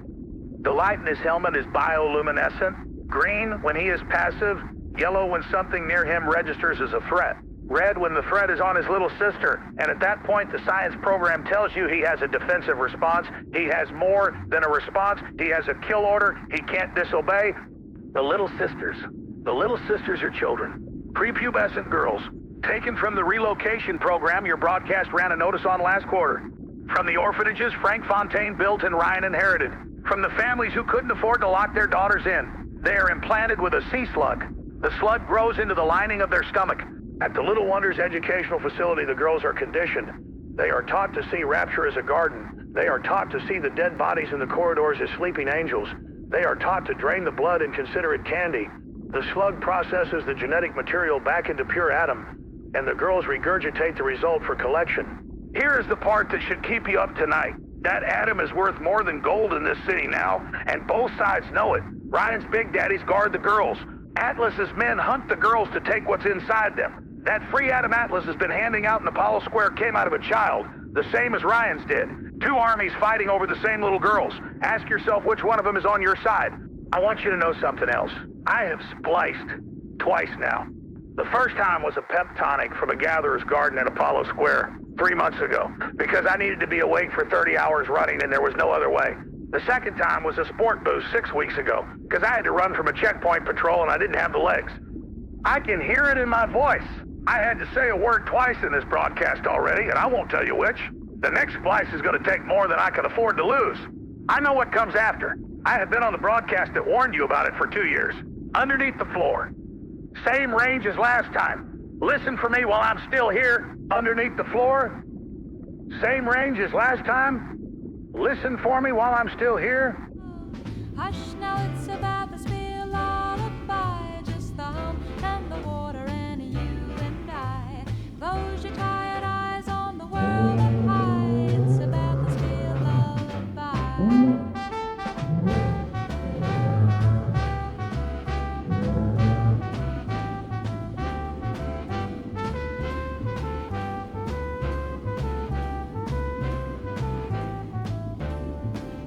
When Dally with me grew, if you're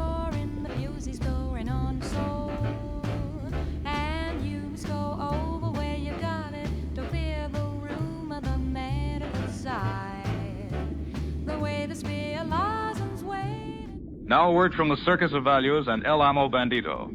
Ha, ha, ha. Step right up to the Circus of Values. First aid kits, food, and basic supplies at prices that'll make you laugh. And when the laughing stops, visit El Amo Bandito. Ammunition for pistols, shotguns, and automatic weapons. Conveniently located in Rapture's remaining operational districts. Circus of Values. El Amo Bandito. One keeps you alive. The other keeps you breathing. It's a bathysphere lullaby. We are standing by with people. Wolf Charlie has killed all that quiet.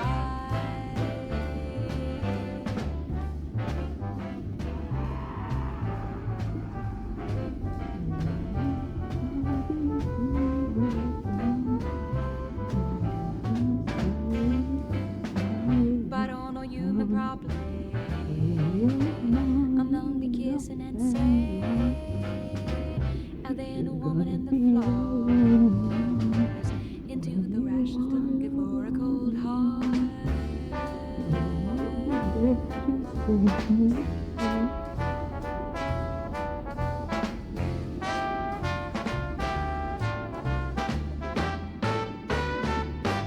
When Diley with me brew kept the cure in the music's going on. Good evening. This is Henry Sinclair at the Rapture Broadcasting Authority. Andrew Ryan, by emergency proclamation issued at noon today, has declared a state of martial law across the entirety of the city of Rapture. The full text of the decree will be read in this broadcast. By the authority vested in me as founder and head of state of the city of Rapture, I, Andrew Ryan, hereby declare Article 1. Civilian transit of the bathysphere network is suspended for the duration of the emergency. Article 2. Pro-Atlas publications, broadcasts, and assemblies are prohibited under penalty of detention. Article 3. Suspected sympathizers may be detained without bail or charge for as long as the emergency persists by the determination of the Security Command alone. Article 4. The bathysphere lockout is keyed to my own genetic frequency. No vehicle moves without my authorization. End decree. That was the text of the emergency proclamation, signed at noon today by Andrew Ryan in his capacity as founder. The bathysphere lockout went into effect at 1 o'clock. The Rapture Broadcasting Authority is, for the duration of the proclamation, operating under direct supervision of the Security Command. We have been instructed to identify any deviations from the approved script before they are broadcast, and to halt transmission if instructed. Our content has been reviewed. I will note for the record, before we go to our field correspondent, that the lockout also affects the staff of this broadcast, including the 4 producers and the engineer at this desk. None of us is going home tonight. We move on. We turn to Travis Cobb, who has been at the Apollo Square security checkpoint since 4 o'clock this afternoon. Travis. From the Apollo Square checkpoint, 8:30. There are 6 security personnel within 10 feet of me. My credentials have been reviewed 3 times. My equipment has been searched twice. I will keep this dispatch short and stay within the bounds of what the Security Command desk has authorized for tonight's broadcast. When my kit was handed back after the second search, one of my recording tapes was missing from it. I haven't asked which one, and nobody has offered. The checkpoint controls movement between Apollo Square and the Central Transit Ring. Civilian traffic is at 0. Pedestrian movement is single file, with documentation review at every crossing, and a holding line for those whose papers don't satisfy the duty officer. There is a woman being detained at the front of the line. She is in her 60s, wearing a coat over a nightgown, carrying a small valise. She was attempting to cross with no documentation. She is being taken to a holding area behind a canvas partition that went up after I arrived. Canvas doesn't stop sound. I'm going to move to the next item now. On the matter of Diane McClintock, Rapture Security has issued a statement confirming that Miss McClintock left Olympus Heights at 6 o'clock this morning. The statement classifies her departure as a kidnapping by Atlas forces. By the language of the official statement, allegedly, the statement doesn't identify the route by which the kidnappers entered or exited Olympus Heights, a building with a single elevator and a documented evacuation log that wasn't used today. Miss McClintock left her own residential key code on the table by the door, voluntarily. From the Apollo Square checkpoint, this is Travis Cobb. I am being directed by a member of the Security Command to conclude the dispatch. Travis, thank you. Tonight's broadcast will close with the Consul's emergency curfew notice for the city, as we have been instructed to read it in full. Curfew is in effect from 2000 hours until 0600. All citizens are advised to remain within their registered residential addresses for the duration of the curfew period, with exceptions for emergency medical needs only. Suspected violators are subject to detention under the proclamation. Detention duration is indefinite and not subject to administrative review. There's one more measure I've been cleared to report, and I'll read it to you plainly. Ryan Security has begun lacing the atom supply in the contested districts with a compound developed by Dr. Yi Su-chong. The compound acts on anyone who has spliced. In the affected corridors, spliced citizens have been seen obeying spoken orders from security officers without resistance. The council calls it a pacification measure. Those are the words I was handed. One additional item before we close. The Apollo Square detention camp now houses an estimated 1,100 individuals, according to security command numbers we have been given for tonight's broadcast. The camp is administered by Ryan Security under the proclamation. No legal representation is provided. The figures, when we have asked for them, haven't been corroborated by any independent source, and our staff is no longer in a position to attempt such corroboration. From the Rapture Broadcasting Authority, this is Henry Sinclair. Good night, what is left of Rapture, what is left of any of us. I was the girl on the great man's arm, all silken laughter, all polish and charm. Then the centerpiece opened and the world went white, and he left me bleeding on his finest night. Now I wear my scars like mine, like a medal, like a sign. He gave me diamonds, he gave me this red line, and he stepped right over me to dine. Scars like mine. I waited in the wreckage for a word, for a hand, but the great man was busy with his crumbling land. So I'll take... This is Henry Sinclair, the Rapture Broadcasting Authority. Andrew Ryan has requested time on every operational frequency for an emergency address to the city. The address follows. Citizens of Rapture, the bathysphere lockout remains in effect. The detention of identified threats continues without interruption by the determination of the Security Command and with the full sanction of the proclamation. The suspended liberties will not be restored until the threat has passed and the security of the city is no longer in question. The internment facility at Apollo Square is operating under the authority of the proclamation issued at noon on August 15th. The Eastern Paupers Drop facility is being prepared for a similar operation, with intake to begin Monday. These measures are necessary. There are men in this city who call themselves revolutionaries. They have organized under a name I will not repeat on this broadcast. They have failed to build anything of their own. They now seek to drag the rest of us back to the surface they fled from in the years before the construction of this city. Parasites. The Rapture Central Council has been suspended. Its functions are carried out by my office. A properly constituted body will be assembled in due course from citizens of acceptable loyalty to the principles of the city. In due course. There is no timeline. The Rapture Broadcasting Authority operates under the supervision of the Security Command. Its broadcasts are reviewed in advance. Citizens who require information beyond the broadcast will not find it. The unauthorized publications and pirate transmitters have been identified and will be closed by the hour. All of them. The Council Press Office will be the sole source of public information for the duration of the proclamation. There is one personal matter on which I will not comment in the course of this address, no matter what the press will subsequently say. The press will speculate. They will be wrong. End of matter.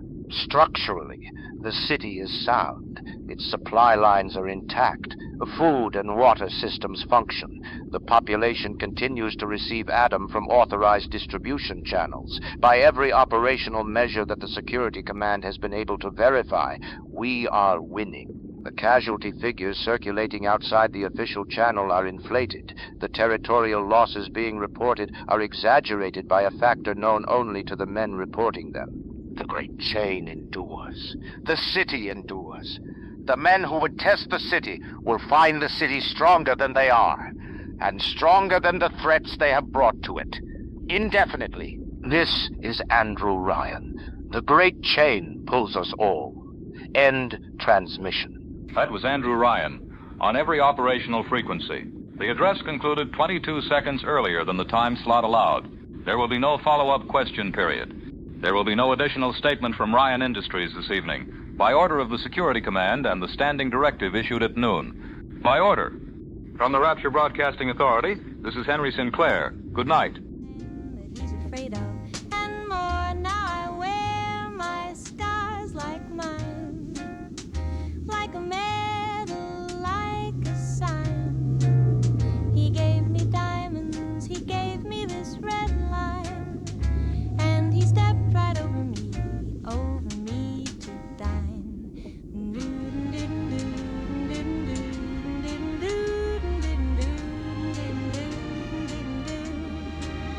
He never even asked if I could feel my face, so I'll trade his cold kingdom for... My friends, Atlas again. A few hours ago, Andrew Ryan addressed the city.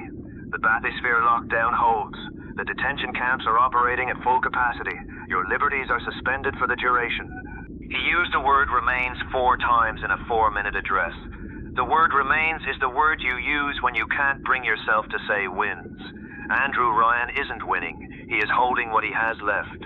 He calls me a parasite, the same word he used for Frank Fontaine, the same word he used for Bill McDonough.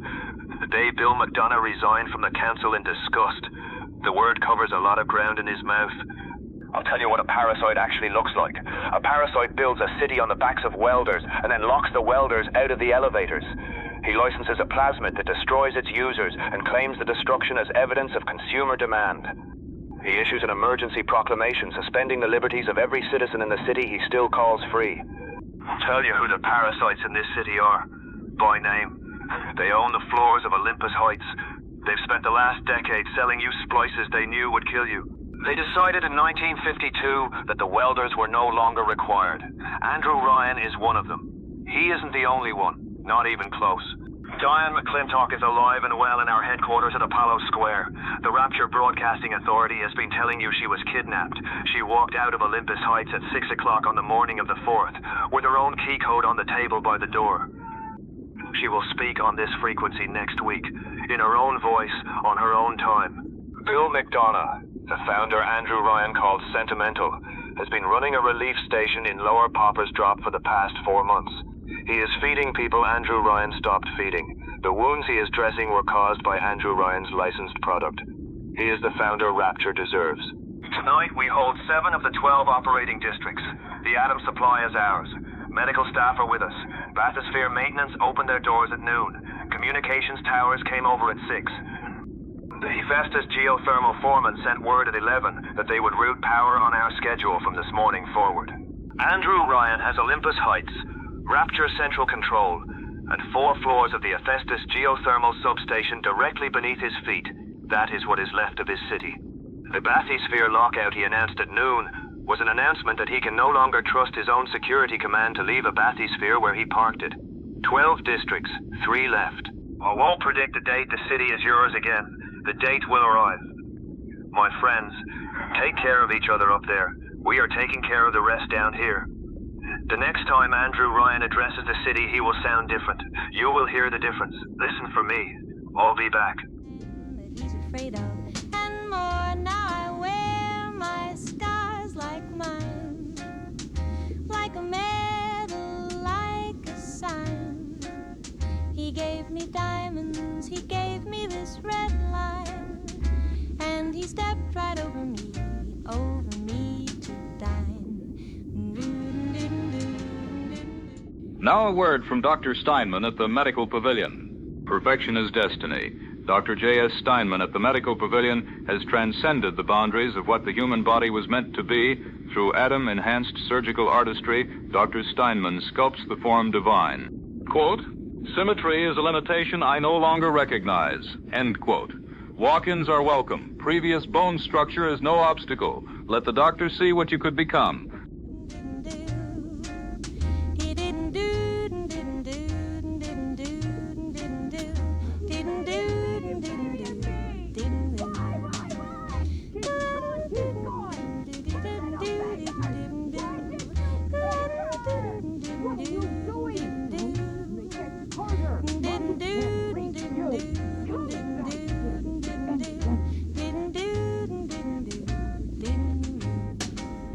I waited in the wreckage for a word, for a hand, but the great...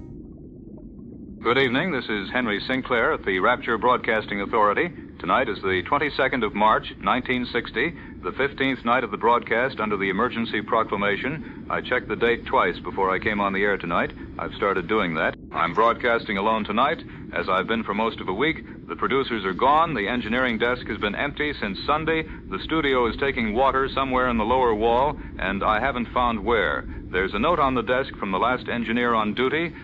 I haven't read it yet. Field correspondent Travis Cobb hasn't checked in for 7 days.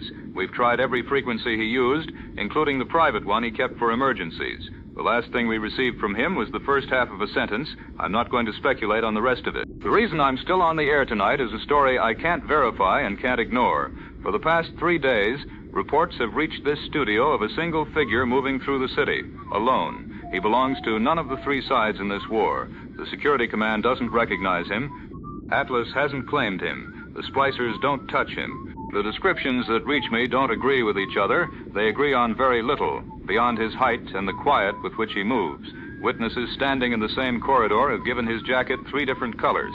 What they do agree on is the effect he has on a room. People go still when he passes. This figure is moving through the bathysphere network. That network was locked in August to Andrew Ryan's own genetic code. One man's biology and no other. No one else was ever meant to open a bathysphere in this city again. The bathyspheres are opening for the stranger. I don't have an explanation for that.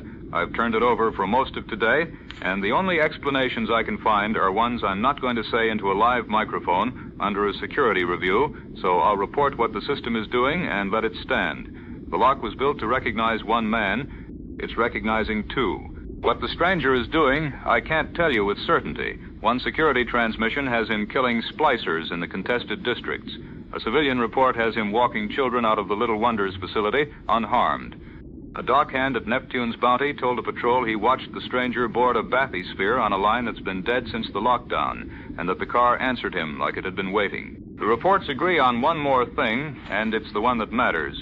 Ryan's control over the splicers is failing wherever the stranger walks. The pheromone that turned the addicted population into Ryan's army doesn't work on the ground the stranger has crossed. Splicers under direct command turn away from him and walk back the way they came. Ryan is losing the one weapon that kept this city his. From Andrew Ryan himself, there has been nothing. He hasn't addressed the city since the emergency decree. His office in Rapture Central Control has been sealed for 9 days. The security command still gives its orders in his name, but no one I can reach has seen or heard the man since the lockdown began. The stranger is moving toward that office. Every report I have puts him closer to it. I'm going to tell you something about myself now, because there's no one left in this studio to tell it for me. I've spliced 3 times over the past 3 weeks. You can hear it. The slur isn't the microphone. I'm repeating myself on the air, and I catch it a beat too late to stop it. I took the first dose knowing what it costs. There was no one else who could keep the broadcast on, and a broadcast with no one on it is an empty room making noise. So it was going to be me. It's still me, for as long as that holds. I'll stay on the air as long as the power holds and the water stays below the equipment. If the stranger is what these reports suggest, this city is closer to its end than it's been since the night the Kashmir burned. What kind of end, I can't say yet. From the Rapture Broadcasting Authority, this is Henry Sinclair. Good night.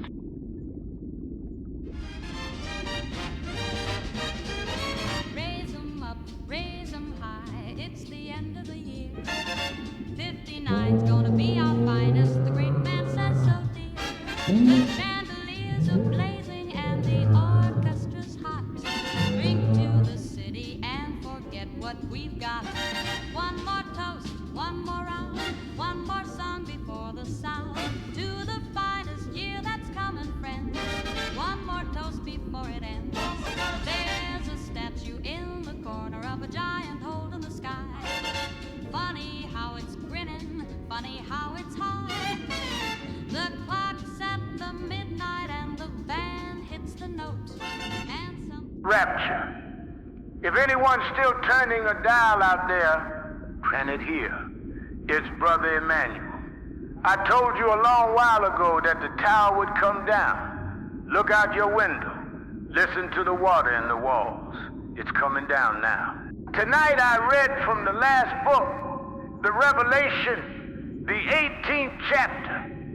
Babylon the Great is fallen. that great city. In 1 hour is thy judgment come. 2 years this war has burned. But the book says 1 hour, and I believe the book, because the hour it means is the one you're standing in. The Revelation says the merchants of the earth weep over her, because no man buyeth their merchandise anymore. And it names the merchandise gold and silver, fine flour and wheat. And at the very bottom of the list, the last thing the great city trafficked in, slaves and the souls of men. The souls of men. Set down 2,000 years ago about a city that would sell people and call it commerce. They put a sea slug in a child's belly and sold what came out of her. They boiled men into diving suits and called it a program. You want to know what this city was? It's the last line on Babylon's manifest. Souls of men. There's a harder word than that, break, and I'll speak it because no one else will. Whoso shall offend one of these little ones, it were better for him that a millstone were hanged about his neck, and that he were drowned in the depth of the sea. They took the little ones first. Now the depth of the sea is coming for the men who took them. Read the book, it's already written. There was a carpenter's son who asked a question once, and no man in Olympus Heights ever answered it. What shall it profit a man if he shall gain the whole world and lose his own soul? Andrew Ryan gained the world, 2 miles of it, under the Atlantic. Ask yourself where his soul is tonight. They've been hunting this signal since the proclamation. I've moved the transmitter 4 times. I'm not going to move it again. I'm an old man with a smuggled book and a bad chest. And I've made my peace with the water. Let them come. But hear me before the signal goes. The same book that spoke the judgment holds a mercy. As I live, saith the Lord, I have no pleasure in the death of the wicked, but that the wicked turn from his way and live. Turn. There's still an hour. There's always an hour, right up until there isn't. I can't save this city. Never could. What I carried down here was a book. So the last voice you heard wouldn't be a man selling you something. The water's at the door of the room now. I'm going to keep reading until it reaches the microphone. In the beginning, God. The centerpiece is starting to smoke. One more toast, one more round, one more song before the sound. To the finest year that's coming, friends. One more toast before it ends. Sweetheart inspects my suitors, makes my stare up red and smile. And something in the centerpiece is starting to smoke. One more toast, one more round, one more song before the sound. To the finest year that's coming, friends. One more toast before it ends.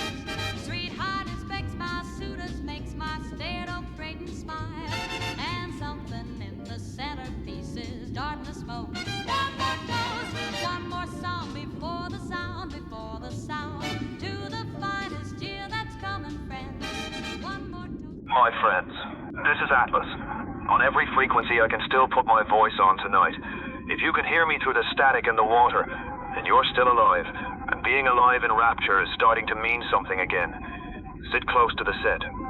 I've got news worth the risk of listening. For 3 days now, a man has been moving through this city. One man, alone. He belongs to no one in this war. Ryan doesn't own him. I don't own him. The things in the diving suits step aside and let him pass. The security command doesn't even know his name, and I'll be straight with you. Neither do I. But I know what he's doing to Andrew Ryan. Here's the thing that has Olympus Heights awake at night. This man walks onto Ryan's locked bathyspheres, and they carry him. Ryan keyed that whole network to his own blood back in August, so not one of us could move without his say-so. Now a stranger steps aboard, and the door opens like it knows him. Let that sit with you. Ryan's own city is starting to answer to somebody else. You felt Ryan's hand these last months. The compound in the atom, the one that turns a spliced man into a puppet on command. Wherever this stranger walks, that hand goes slack. Spliced men who've been marching to Ryan's orders turn around and walk home. The leash is breaking, my friends. One corridor at a time. In Apollo Square last night, a whole block of them sat down in the passage and wept like children. Nobody gave that order. Whoever you are, friend, making your way through the dark towards central control tonight. The whole city is walking behind you, whether it knows your name or not. Would you kindly not stop now? When you stand in front of Andrew Ryan, would you kindly finish what the rest of us were too afraid to start? And to the rest of you, I say this.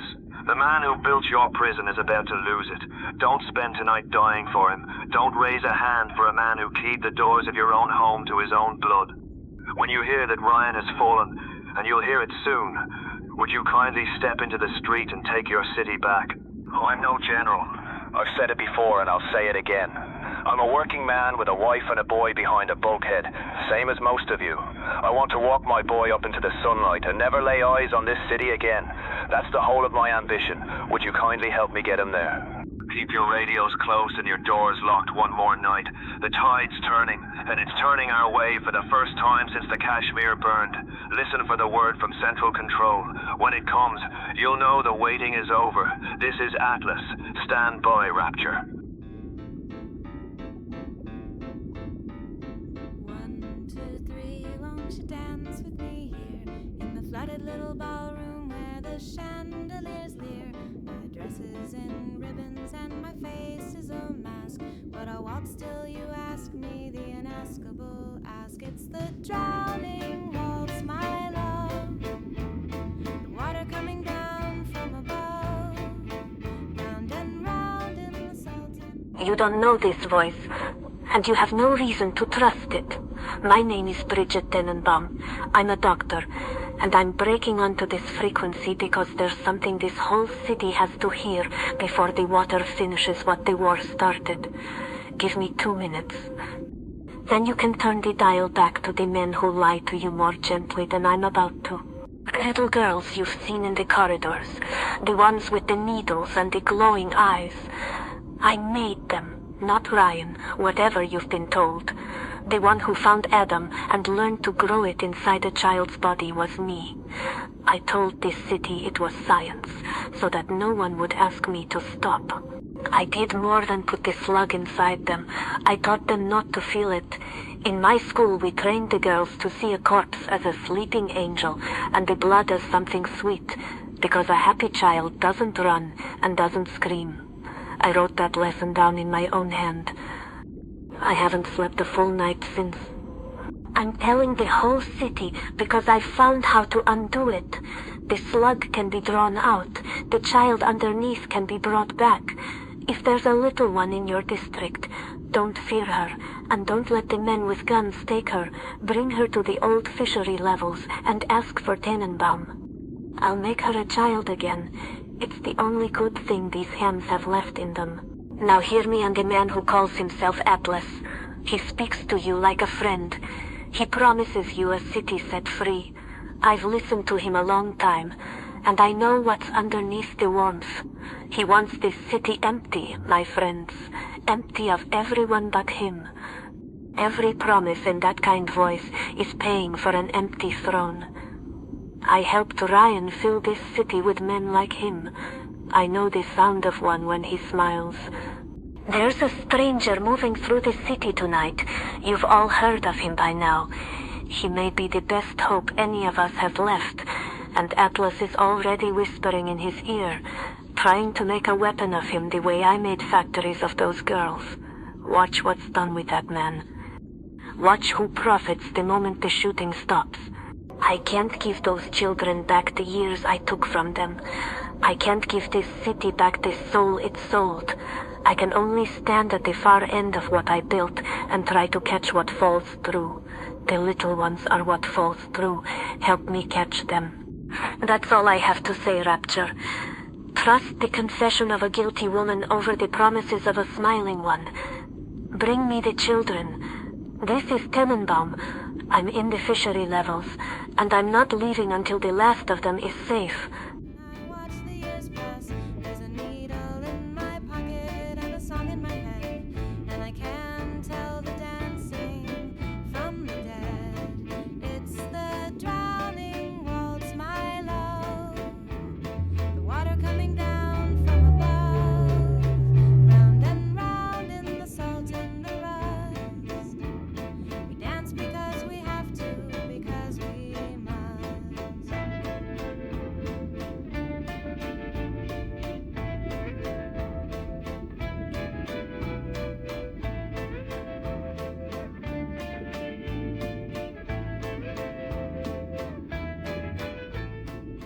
Good evening. This is Henry Sinclair at the Rapture Broadcasting Authority, broadcasting from a studio that hasn't held a producer in 10 days. I've got a great deal to tell you tonight, and I'm going to try to give it to you in order. Everything I'm about to report reached this studio through the receiver on the desk in front of me, in pieces from a dozen frequencies at once. I can't confirm a word of it on my own, but it all points to the same thing, and I've heard it too many times tonight to keep it from you. Andrew Ryan is dead. Sometime this afternoon, a single man entered Ryan's office at the top of Rapture Central Control. This was the stranger the whole city has been tracking all week. There was a confrontation. Ryan didn't survive it. The details are thin, and I won't dress them up for you. One detail holds across every source when they agree on nothing else. Ryan didn't fight back. By every account I have, he let it happen. A man who spent his whole life preaching that no one can take a man's choices from him chose to die. I'll let that stand where it is. And then, minutes after the word reached me, every frequency in Rapture came alive at once. One voice on every channel there is. Civilian, security, even the dead council band. I'm going to read you how it opened, word for word. Quote, "This is Frank Fontaine," end quote.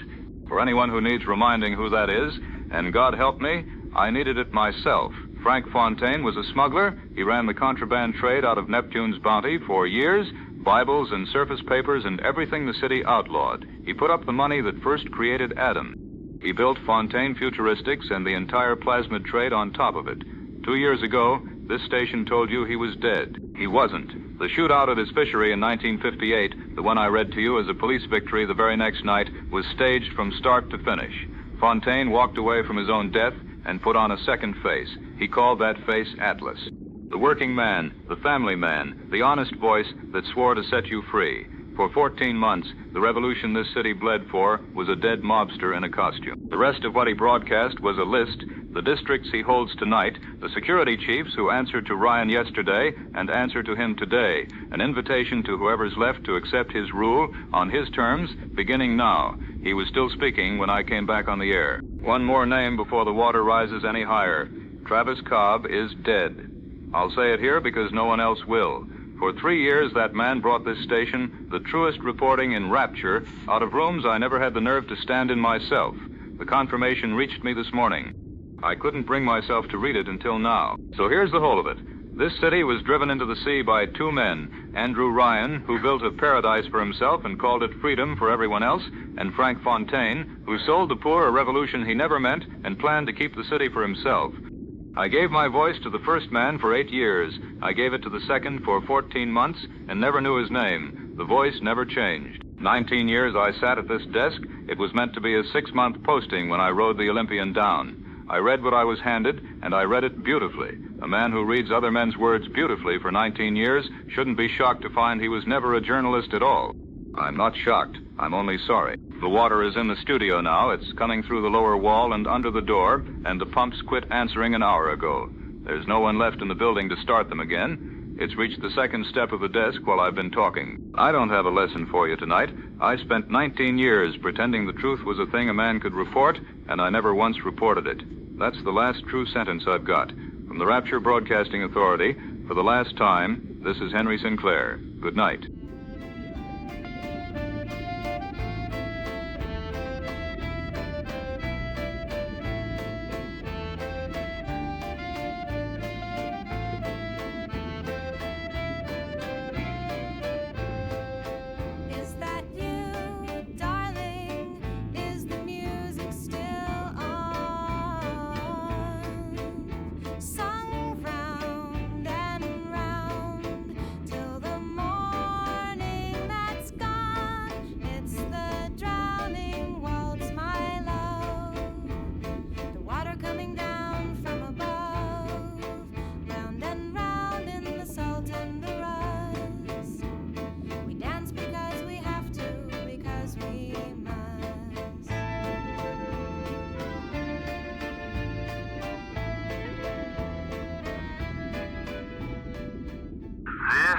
Frank Fontaine.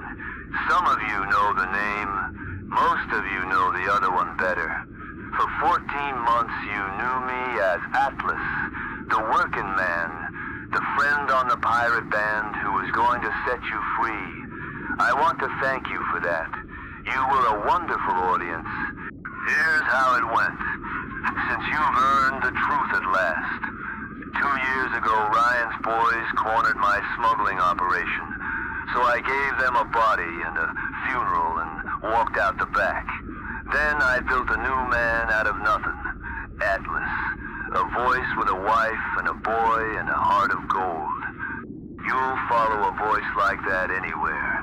You did. You want the best of it. Moira and Patrick. My wife and my little boy behind the bulkhead. There was never any wife. There was never any boy. I invented the two of them one night over a bottle of Ryan's own whiskey. And half this city wept for a family that never drew a breath. That's how cheap your hearts came to me. I'll treasure it. Every man who took a Plasmid to fight for Atlas was fighting for me. Every district that rose against Ryan handed itself to me. Ryan spent 20 years telling you, no gods and no kings, only man. Turns out all it takes to own a city of free men is a warm voice and a good story. You should have written that one down. And the fellow who walked into Ryan's office this afternoon and finished him, that one was mine too. I grew him. I raised him up on the surface, and I built a key into the back of his skull. A little phrase. You've all heard me say it. Would you kindly? He hears those words, and he does what he's told. And he never even knows he's been told. Ryan figured it out at the very end.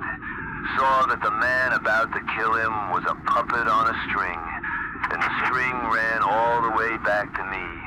So he made the boy do it with the trigger himself, just to prove a point. A man chooses, he said. A slave obeys. He died making a speech. That was Ryan all over. So here's where we stand. I hold Neptune's bounty, Apollo Square, Fort Frolic, and every district that used to fly the Atlas banner. Ryan's security chiefs work for me now. Same men, new paymaster. The bathysphere locks are mine. The atom is mine. Rapture is mine. To whoever's still breathing out there, you can go on living. I'm a businessman. Butchery's expensive, and it's bad for trade. Keep your head down, do your work, and hand over what I ask when I ask it. That's the whole arrangement. It's the same one Ryan offered you, minus the sermons. I'll be on this frequency same time tomorrow, and the day after that, and every day this city is left in it. Get used to the voice. It isn't going anywhere. This is Frank Fontaine, the real one. Good night. He built it for the best of us, the bright and the bold. A heaven for the hungry, a furnace for the cold. Now the neon's gone quiet and the great halls moan, and the city keeps the secret all alone. Water over everything, water over the dream, water over the kings and the slaves and the difference in between. Over everything, there's a drill in the distance and a child's small cry, and a tin man weeping with a green-lit eye. The promise and the poison are buried the same, under fathoms of forgetting and a forgotten name. Water over everything, water over the dream, water over the kings and the slaves and the difference in between. Over everything, no gods, no kings, no man, only the sea, sun, and the long slow lullaby of what we used to be. Water over everything, water over the dream, water over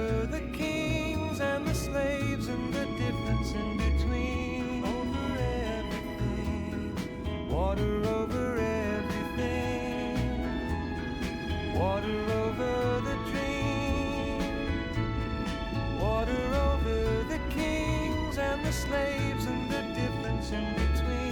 Over everything, water over everything, water over the dream, water over the kings and the slaves and the difference in between. Over everything, water over everything, water over the dream, water over the kings and the slaves and the difference in between. Trend underneath the floor. Last broadcast, I don't know how long this transmitter holds. The water is at the third step of the maintenance ladder. The water has been at the third step for about an hour. Andrew Ryan is dead. Frank Fontaine is on every frequency in the city. The man on the Rapture Broadcasting Authority confirmed both. He read the names. He read his own among them. I will read his too. Henry Sinclair on the air for 19 years. I was right. About all of it. Fontaine was Atlas. The orphanages were the factories. The big daddies were the prisoners. The little sisters were the harvested children. The atom was the poison sold as the progress. The council was the show. The free market was the fence. Andrew Ryan was a dictator. Frank Fontaine was a parasite. 2 men, 1 corpse city. There is no one left to applaud being right. I don't take any satisfaction in it. Being right and being alive turned out to be the same trade. The question I keep coming back to, the question is this: was Rapture always going to end this way? Was there ever a version of the city where the promise matched the product? A version of this city where the welder and the architect lived on the same floor? Where the scientist who built the slug machine had to look in the eye of the child whose stomach the slug was going into? Where the brochure and the bathysphere and the dinner reservation at the Kashmir Restaurant were the same brochure, the same bathysphere, the same restaurant for every man and woman in the city? I don't know if such a version was possible. I think about it. I think about the welder I told you about 2 years in a lifetime ago, whose hands fused to the pipe wrench. I think about the children at the orphanages whose names I never knew. I think about the dockworker I never met, whose hand was healed by a slug bite in 1951. I think about whether anything that came after could have come out different. Water is reaching the corner of the transmitter housing. The signal won't hold much longer. I want to say one thing about the man at the Rapture Broadcasting Authority. Henry Sinclair read what he was told to read for 19 years. Tonight he read what he was told not to. I want it on the record that the official broadcast and the friend underneath the floor finished in the same studio. The same flood, the same city, the same lie sold twice. This is your friend. This was your friend. Underneath the floor. I want to tell you one more. I want to tell you that. I want to tell you one more thing.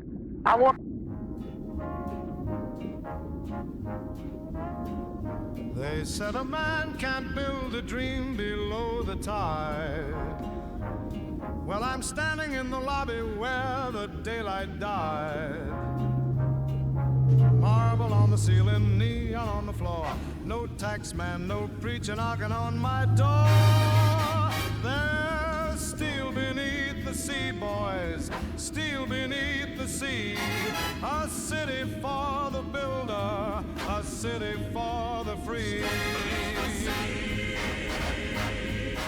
Up above their ration and the bread and their wine. Down here a working hand can draw a straight a line. I gave them all my labor, they gave me a key to a window full of fishes and a life that's mine and free. There's steel beneath the sea, boys, steel beneath the sea.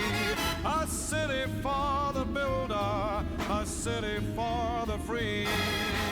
Spoken proud, Mr. Ryan says the chain pulls every man along. And tonight I half believe him in this song. There's steel beneath the sea, boys, steel beneath the sea. A city for the builder, a city for the free. There's steel beneath the sea, boys, steel beneath the sea. This is Fontaine. I know a few of you have been waiting to hear this voice sound afraid. You'll be waiting a while yet.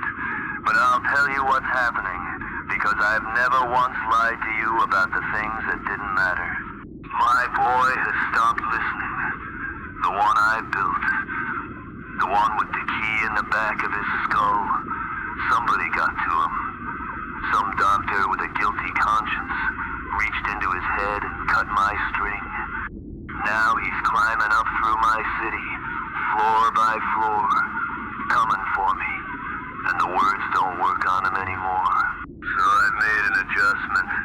I put more atom in this body in the last hour than most of you took in your whole lives. I can feel it working already. I'm going to meet that boy as something he can't kill. If Rapture wants a king, I'll give it one it can see from across the room. The water's coming up through the lower districts faster than my men can seal it. Half of them have run for the bathyspheres. The other half are as spliced as I am and about as steady. Rapture's going down, and I'd sooner own the wreck of it than let some slave take it off me. All those men who bled for Atlas, for me, they're out in the flooding corridors right now, waiting for the friendly voice to tell them what to do next. It isn't coming. I got what I needed out of them. They can drown waiting for me to call. It's nothing personal. It never was. You want to know the joke of it? I never wanted this city. I wanted Ryan's money and Ryan's atom. And the city just came attached to the deal. 2 years I played a saint on the radio to get my hands on it. Now that I've got it, it's filling up with the ocean. You get what you're after, right about the time it stops being worth a thing. Ryan knew that much. It's the one thing the two of us ever agreed on. He's on the level below me now. I can hear him on the stairs.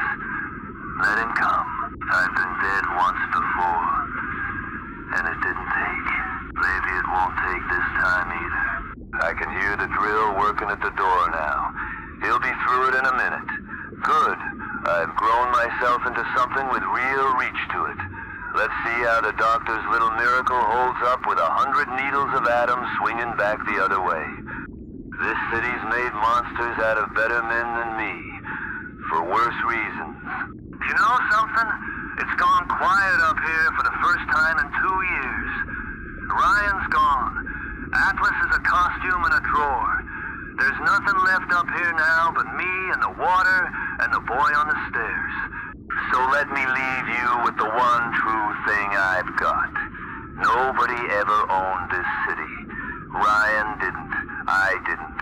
Every man who stood at that window and called Rapture his was only ever renting it, right up until the sea came back to collect. I held it for a single day.